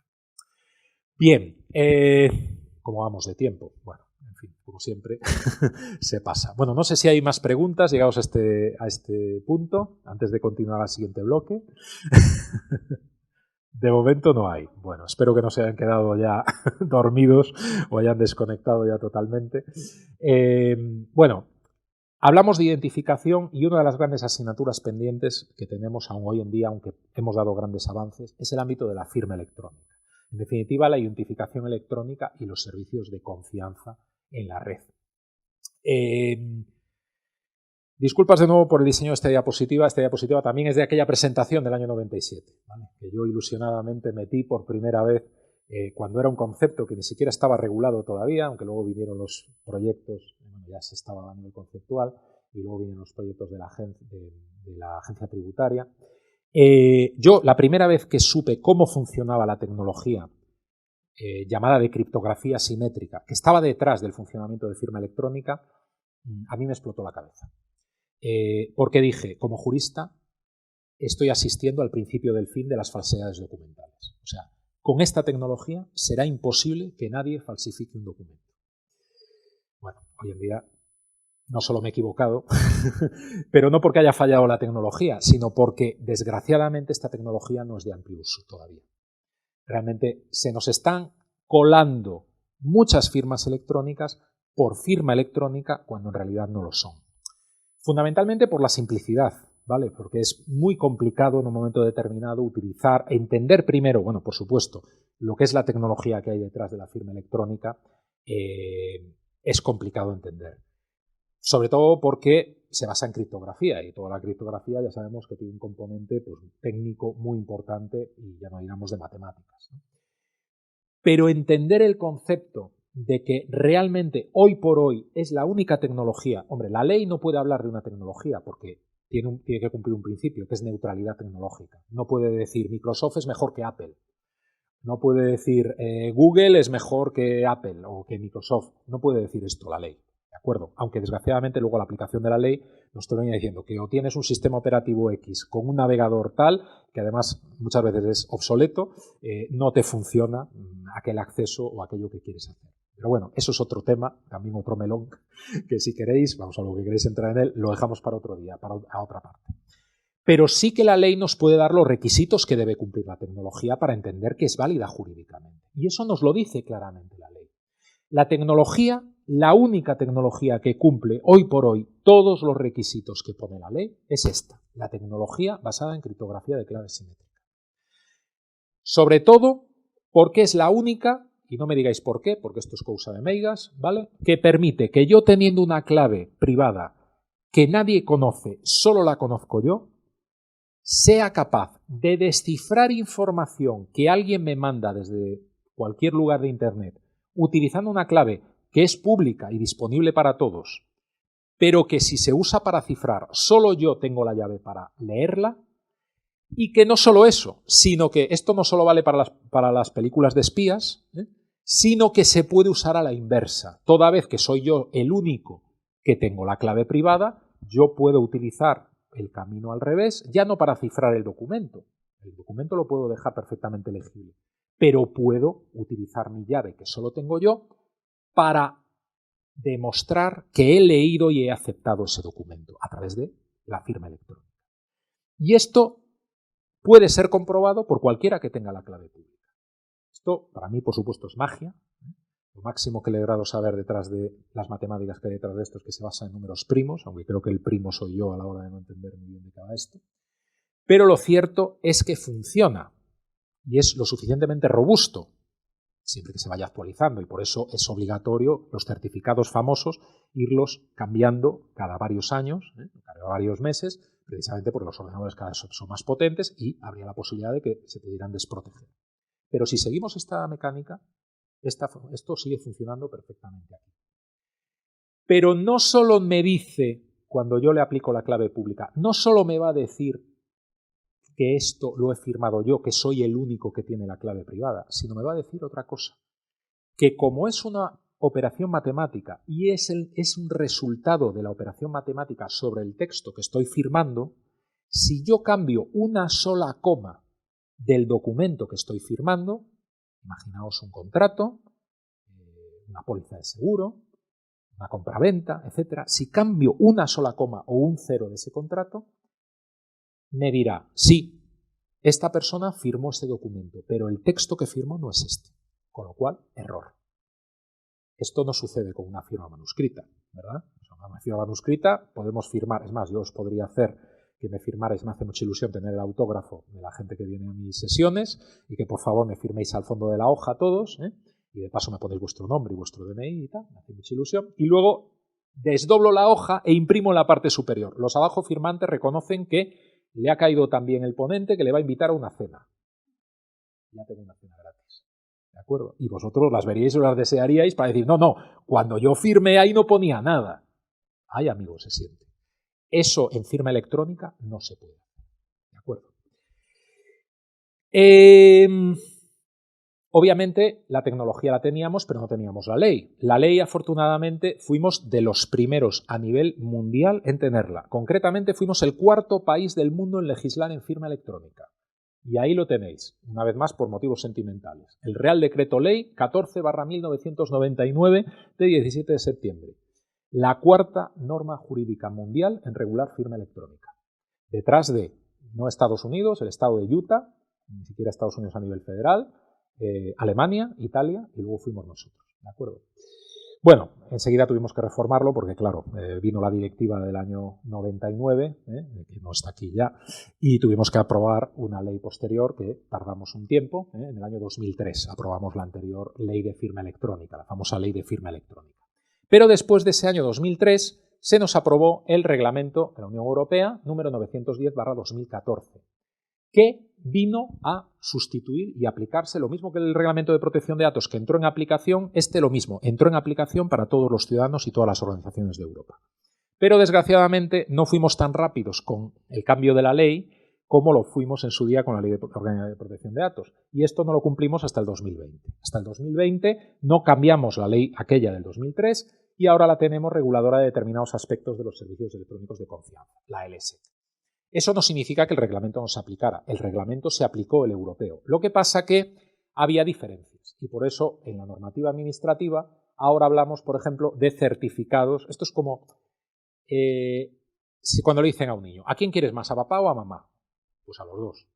¿Vale? Entonces, cuando hablamos de, ahora ya se ha reformado afortunadamente, pero hasta hace poco la normativa administrativa nos hablaba de certificados cualificados o reconocidos. No tiene sentido. O cualificados o reconocidos. Es lo mismo, es un sinónimo. Lo que pasa es que el reglamento europeo cambió la terminología. ¿De acuerdo? Pero la ley española seguía en vigor, aunque ya sabemos, y la ley hablaba de reconocido. Bueno, pues aquí, hoy por hoy, solo podemos hablar de cualificado. ¿De acuerdo? Y ahora ya está reformada también la ley y ya podemos con todos los efectos. Estas son las áreas que regula el reglamento. Las famosas listas de confianza, la firma electrónica, por supuesto, los sellos electrónicos, el timestamping. La diferencia entre la firma electrónica y los sellos electrónicos es muy sencilla. Es la firma de toda la vida y el sello de toda la vida. ¿Quién firmaba? Las personas físicas, son las únicas que podían firmar. Aquí en España nos inventamos la conveniencia de que podían firmar las personas jurídicas y eso en ningún caso. Una persona jurídica no tiene mano para firmar, tiene representante, que es lo que sucede. Una firma electrónica de representante, no firma electrónica de persona jurídica. Eso afortunadamente se ha sustituido ahora y es el sello electrónico, el de toda la vida, que sí, que representa una entidad. ¿De acuerdo? El timestamping, el famoso sello de tiempo, la entrega, servicios de entrega electrónica y de autenticación de sitios web. Deroga la directiva del 99 y fue aplicable desde el 1 de julio del 2016. Pero fue necesaria la reforma porque había grandes disonancias y no se hizo hasta el 2020 de la ley. Bien, y ahora viene la gran pregunta, que yo no me quería quedar sin hacérosla, que con todo lo que he comentado, ¿qué validez jurídica creéis que tienen las firmas escaneadas? Vale también para los que están online si quieren pronunciarse.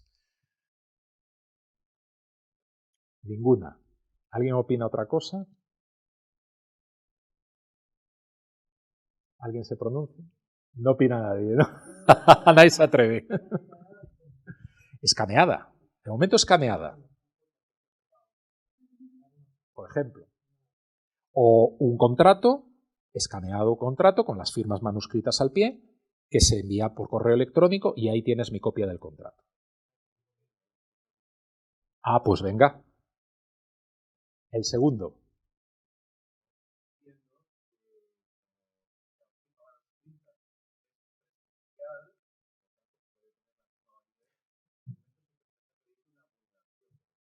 De acuerdo, pero yo me refiero a la firma escaneada en sí misma. Imaginaos que solo tenemos la copia digitalizada. No tenemos el papel. Incluso hemos destruido el papel. Esto no pocas veces ha pasado, ¿eh? Solo penséis que aquí que me estoy inventando cosas, desgraciadamente no es así. La malentendida muchas veces digitalización documental nos lleva a hacer auténticas aberraciones de este tipo.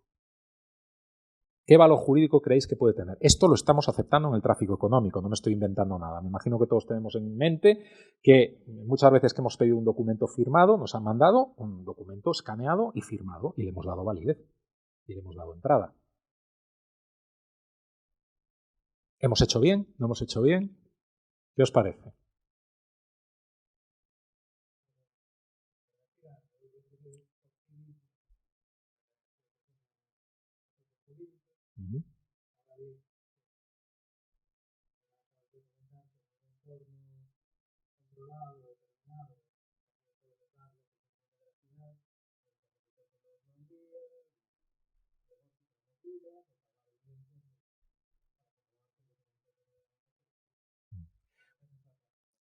Ya. Bueno, lo que ha comentado el compañero, sobre todo para los que están online, es que, y corrígeme si me equivoco, que si tenemos un entorno controlado, en el cual evidentemente podemos certificar el origen de ese documento, controlar de dónde viene y en su día podemos llegar a cotejarlo con el original, pues podría tener validez en sí mismo.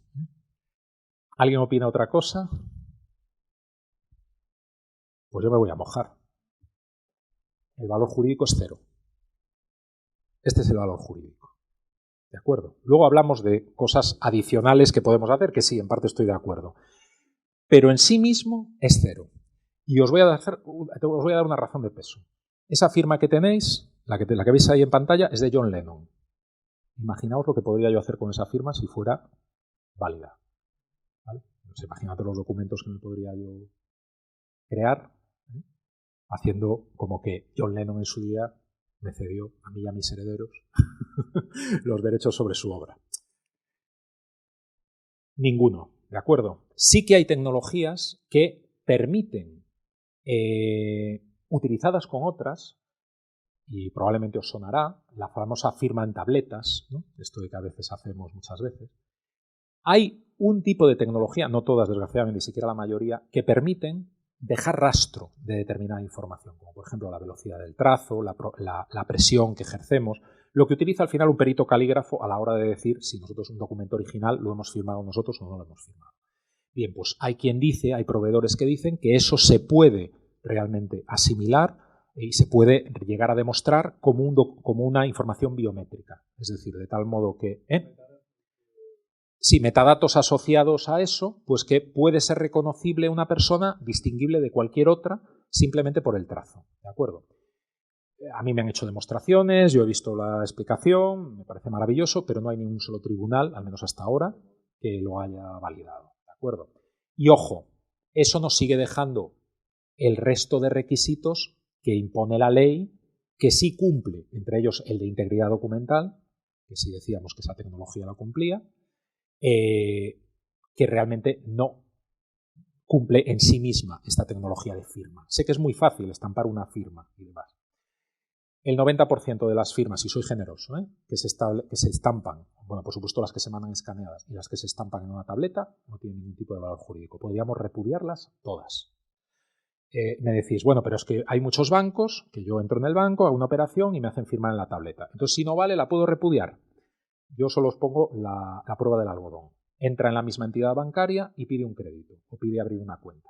A ver dónde te hacen firmar. Si te hacen firmar en la tableta digitalizadora, premio. Pero generalmente no, te van a hacer firmar en un medio, por un medio evidentemente, que sí constituya una prueba fehaciente, por el riesgo que asumen es mucho mayor. Sin embargo, por lo otro, realmente por un caso que pueda de vez en cuando tener un repudio, que generalmente la gente somos muy mandadiños y muy confiados en la tecnología en ese sentido, y si no, cuando nos mandaban los famosos recibos del Corte Inglés diciendo que nosotros habíamos hecho determinadas compras, que también nos mandaban una copia digitalizada, mal digitalizada de nuestra firma, decimos, es nuestra firma. No, no es tu firma, es un conjunto de puntos que se parece a tu firma, pero tú eres así de bueno y dices, pues es mi firma.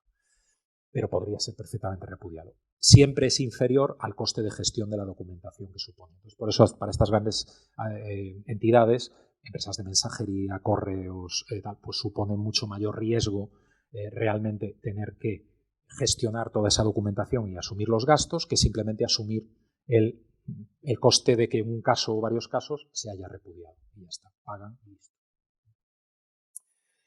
¿Cuál es el mejor? Bueno, aquí podríamos hablar también largo y tendido, tampoco me quiero pasar, ya estamos en la recta final. El medio más seguro de pago en Internet. De los que tenéis en pantalla, ¿cuál diríais que es el más seguro para vosotros? PayPal. ¿Más? Las tarjetas de crédito. ¿Más? ¿Alguna opinión distinta? ¿Alguien que crea las criptomonedas por aquí?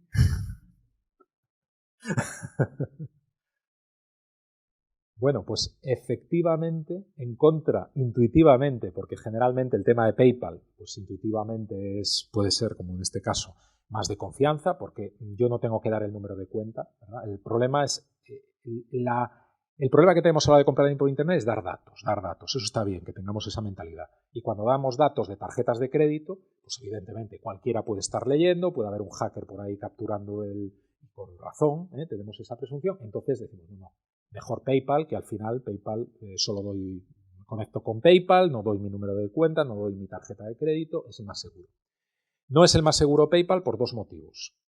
Primero, es una empresa norteamericana. La empresa norteamericana, la gestión de los datos y la protección de los mismos para nada se asimila a la europea. Y en segundo lugar, tiene una política muy arbitraria a la hora de gestionar ese dinero.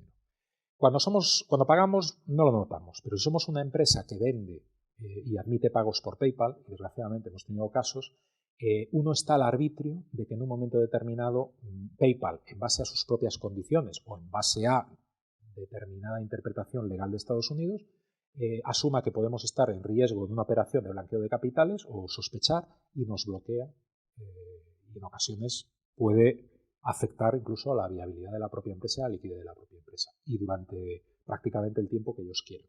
Esto supone un verdadero problema y un verdadero riesgo. Para el ciudadano, el tema de la privacidad y el tema de la protección de esos datos. Nadie nos garantiza que esos datos no puedan ser, no me consta que PayPal haya vendido datos ni se dedique a ello, pero que podría cambiar su política el día de mañana y hacer un cotejo para informar, no de los datos de nuestra tarjeta, pero sí qué hábitos de compra tenemos, etcétera, etcétera. Bien, podríamos ir hablando de todo esto, el contrarreembolso, que mucha gente lo dice, pues al final yo envío un ladrillo, ¿verdad?, diciendo que es un móvil de última generación y yo tengo que pagar antes de abrir el paquete. Yo solo veo, como mucho veo que el paquete pesa, pero tengo que pagar para pagar el contrarreembolso, evidentemente no es el más seguro. Las transferencias, olvídate, todos los casos de los casos de ciberdelitos, los más graves y los que no se pueden solucionar generalmente son los que hacemos transferencias, ¿vale?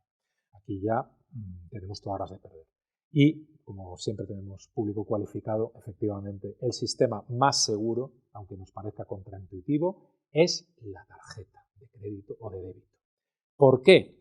No porque nos ofrezcan unos seguros maravillosos, no porque tengamos los mejores bancos del mundo, que ojalá y en muchos aspectos es así para protegernos, sino porque tenemos a la ley de nuestra parte. Y concretamente a nivel de consumidores y usuarios, el artículo 112.1 de la ley de consumidores y usuarios, da igual que tengamos una Visa Oro, da igual que tengamos un seguro de estos que muchas veces nos intentan vender, etcétera, aunque tengamos una tarjeta pelada normal, de débito normal, siempre que veamos un cargo fraudulento en alguna de esas tarjetas, tenemos derecho a solicitar el reintegro y nos deben de hacer el reintegro. Como mucho nos van a pedir, bueno, usted presente la denuncia, tráiganos copia, porque si no, claro, imagínate, yo me hincharía a comprar por internet y luego diría, no, todo eso no lo he comprado yo. No, evidentemente hay que ser mínimamente formales, pero si alguien ha sufrido, espero que ninguno en el auditorio lo haya sufrido, pero si alguno ha sufrido un fraude con tarjeta, un cargo no, y además no hay plazos, es decir, aunque me dé cuenta tarde, meses más tarde, perdón, estoy protegido exactamente igual. El procedimiento es muy sencillo, me voy al banco, presento una reclamación, adjuntando eso sin la denuncia a la policía, etcétera, a la Guardia Civil, y en un plazo X, como mucho un mes, entre 15 días y un mes, me tienen que haber respondido dándome generalmente la devolución de la tarjeta, del importe. ¿De acuerdo? Y esto es porque la ley lo dice. Bien, y ya en la recta final, perdón, nos queda un minuto, bueno, lo que os dije que no se oía si me iba a dar tiempo, pero bueno, criminalidad, pues aquí ya podríamos estar hablando, sobre todo porque tenemos una doble problemática, perdón, las nuevas formas de comisión de delitos clásicos y nuevas figuras delictivas que surgen precisamente a partir de las nuevas tecnologías.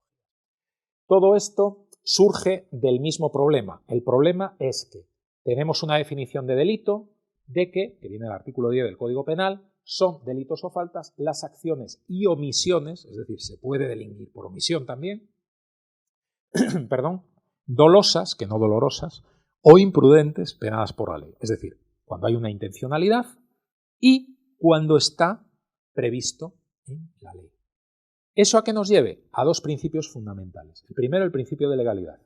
Yo, si no tengo un artículo del Código Penal que determina perfectamente que algo es un delito, me puede haber dolido mucho lo que me hayan hecho y me puede dar mucha pena o mucho coraje, pero no es un delito. ¿De acuerdo? Luego podemos saber si es un ilícito civil, si puedo ir por otra vía, pero no es un delito. El delito, el principio de legalidad, es que tiene que estar perfectamente descrito. Esto durante muchos años tuvimos problemas. Y hay casos, bueno, si tuviéramos tiempo, hablaríamos de casos de ataques de hacker, de virus, de los famosos denegaciones de servicio, que antes no eran delito, etc. Ahora sí todo esto ya está contemplado. ¿De acuerdo? Y luego tenemos el principio de territorialidad. Claro, el Código Penal, ¿de dónde? ¿Vale? Pues en este caso de España. No tenemos ni siquiera un Código Penal europeo, ojalá, ¿no? Tenemos solo el Código Penal de España y eso pues, nos limita bastante. ¿De acuerdo? Y ahí hay muchos casos también conocidos que os podríamos comentar que no voy a entrar en ellos. Problemas, fundamentalmente, la obtención de evidencias. Tenemos que ver realmente cómo, esto poco tiene que ver con la serie de en su día, aunque ya nos pille mayores, CSI, ¿verdad? Si alguno la visteis, pues que las evidencias famosas de las huellas, los bichos, el ADN, la sangre. Aquí no hay nada de esto. Aquí todo son otro tipo de pruebas, otro tipo de indicios, de huellas que también dejamos, consciente o inconscientemente, que es necesario, es un sistema distinto para obtenerlas.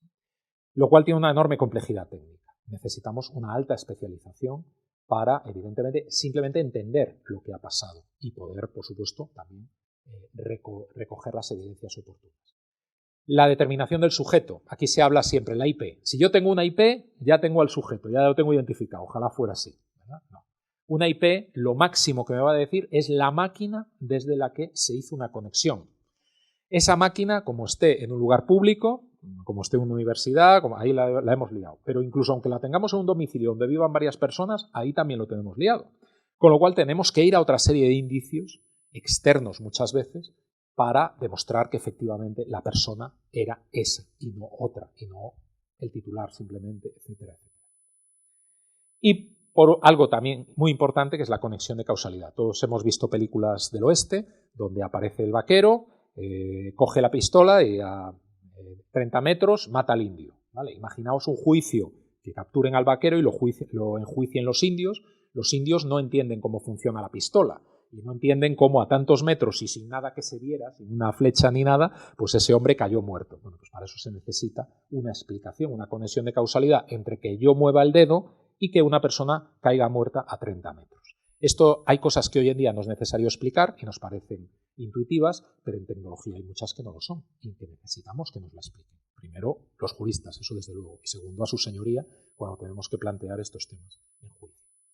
Algunas soluciones de esto, afortunadamente, bueno, por los grupos especializados que tenemos, tanto de la policía como de la Guardia Civil, que afortunadamente son cada vez, digamos, más numerosos, pero desgraciadamente todavía poco dotados en personal y en recursos. Siempre que tengo la ocasión, abogo por que se incremente la dotación presupuestaria, porque si bien están aumentando los delitos de un año para otro, como mínimo entre un 40%, y la pandemia, ya he oído por ahí, se incrementó hasta un 70%, de un año para otro, pues imaginaos lo que nos viene, ¿no? Entonces esto evidentemente se necesita mucho más inversión en este caso.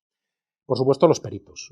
¿Qué haríamos en los peritos? Moriríamos, ¿no? Los peritos informáticos, desde luego, son los que nos salvan la vida y los que nos ayudan a entender estas cosas y luego presentarlas en juicio de una manera mínimamente comprensible. Y luego, por supuesto, también a nivel ya cooperación internacional, Interpol, con departamentos como el FBI, etcétera. Y hay un proyecto que a mí me encanta también recogerlo de vez en cuando, aunque ya esté muy olvidado a estas alturas, que es un intento de armonización internacional que desde entonces nunca más, pero sigue estando en vigor. El Convenio sobre Cibercrimen del Consejo de Europa, firmado en Budapest en el año 2001, que ha sido ratificado, la lista sin duda es mayor, Estados Unidos en el 2007 y España en el 2010. Armoniza la tipificación de determinados delitos, armoniza también las medidas procesales y regula la cooperación internacional. Pero desgraciadamente en la práctica nos hemos quedado ahí y no es muy operativo tampoco, ¿no? Pero bueno, sí que establece muchas vías de colaboración que en ocasiones funcionan bastante.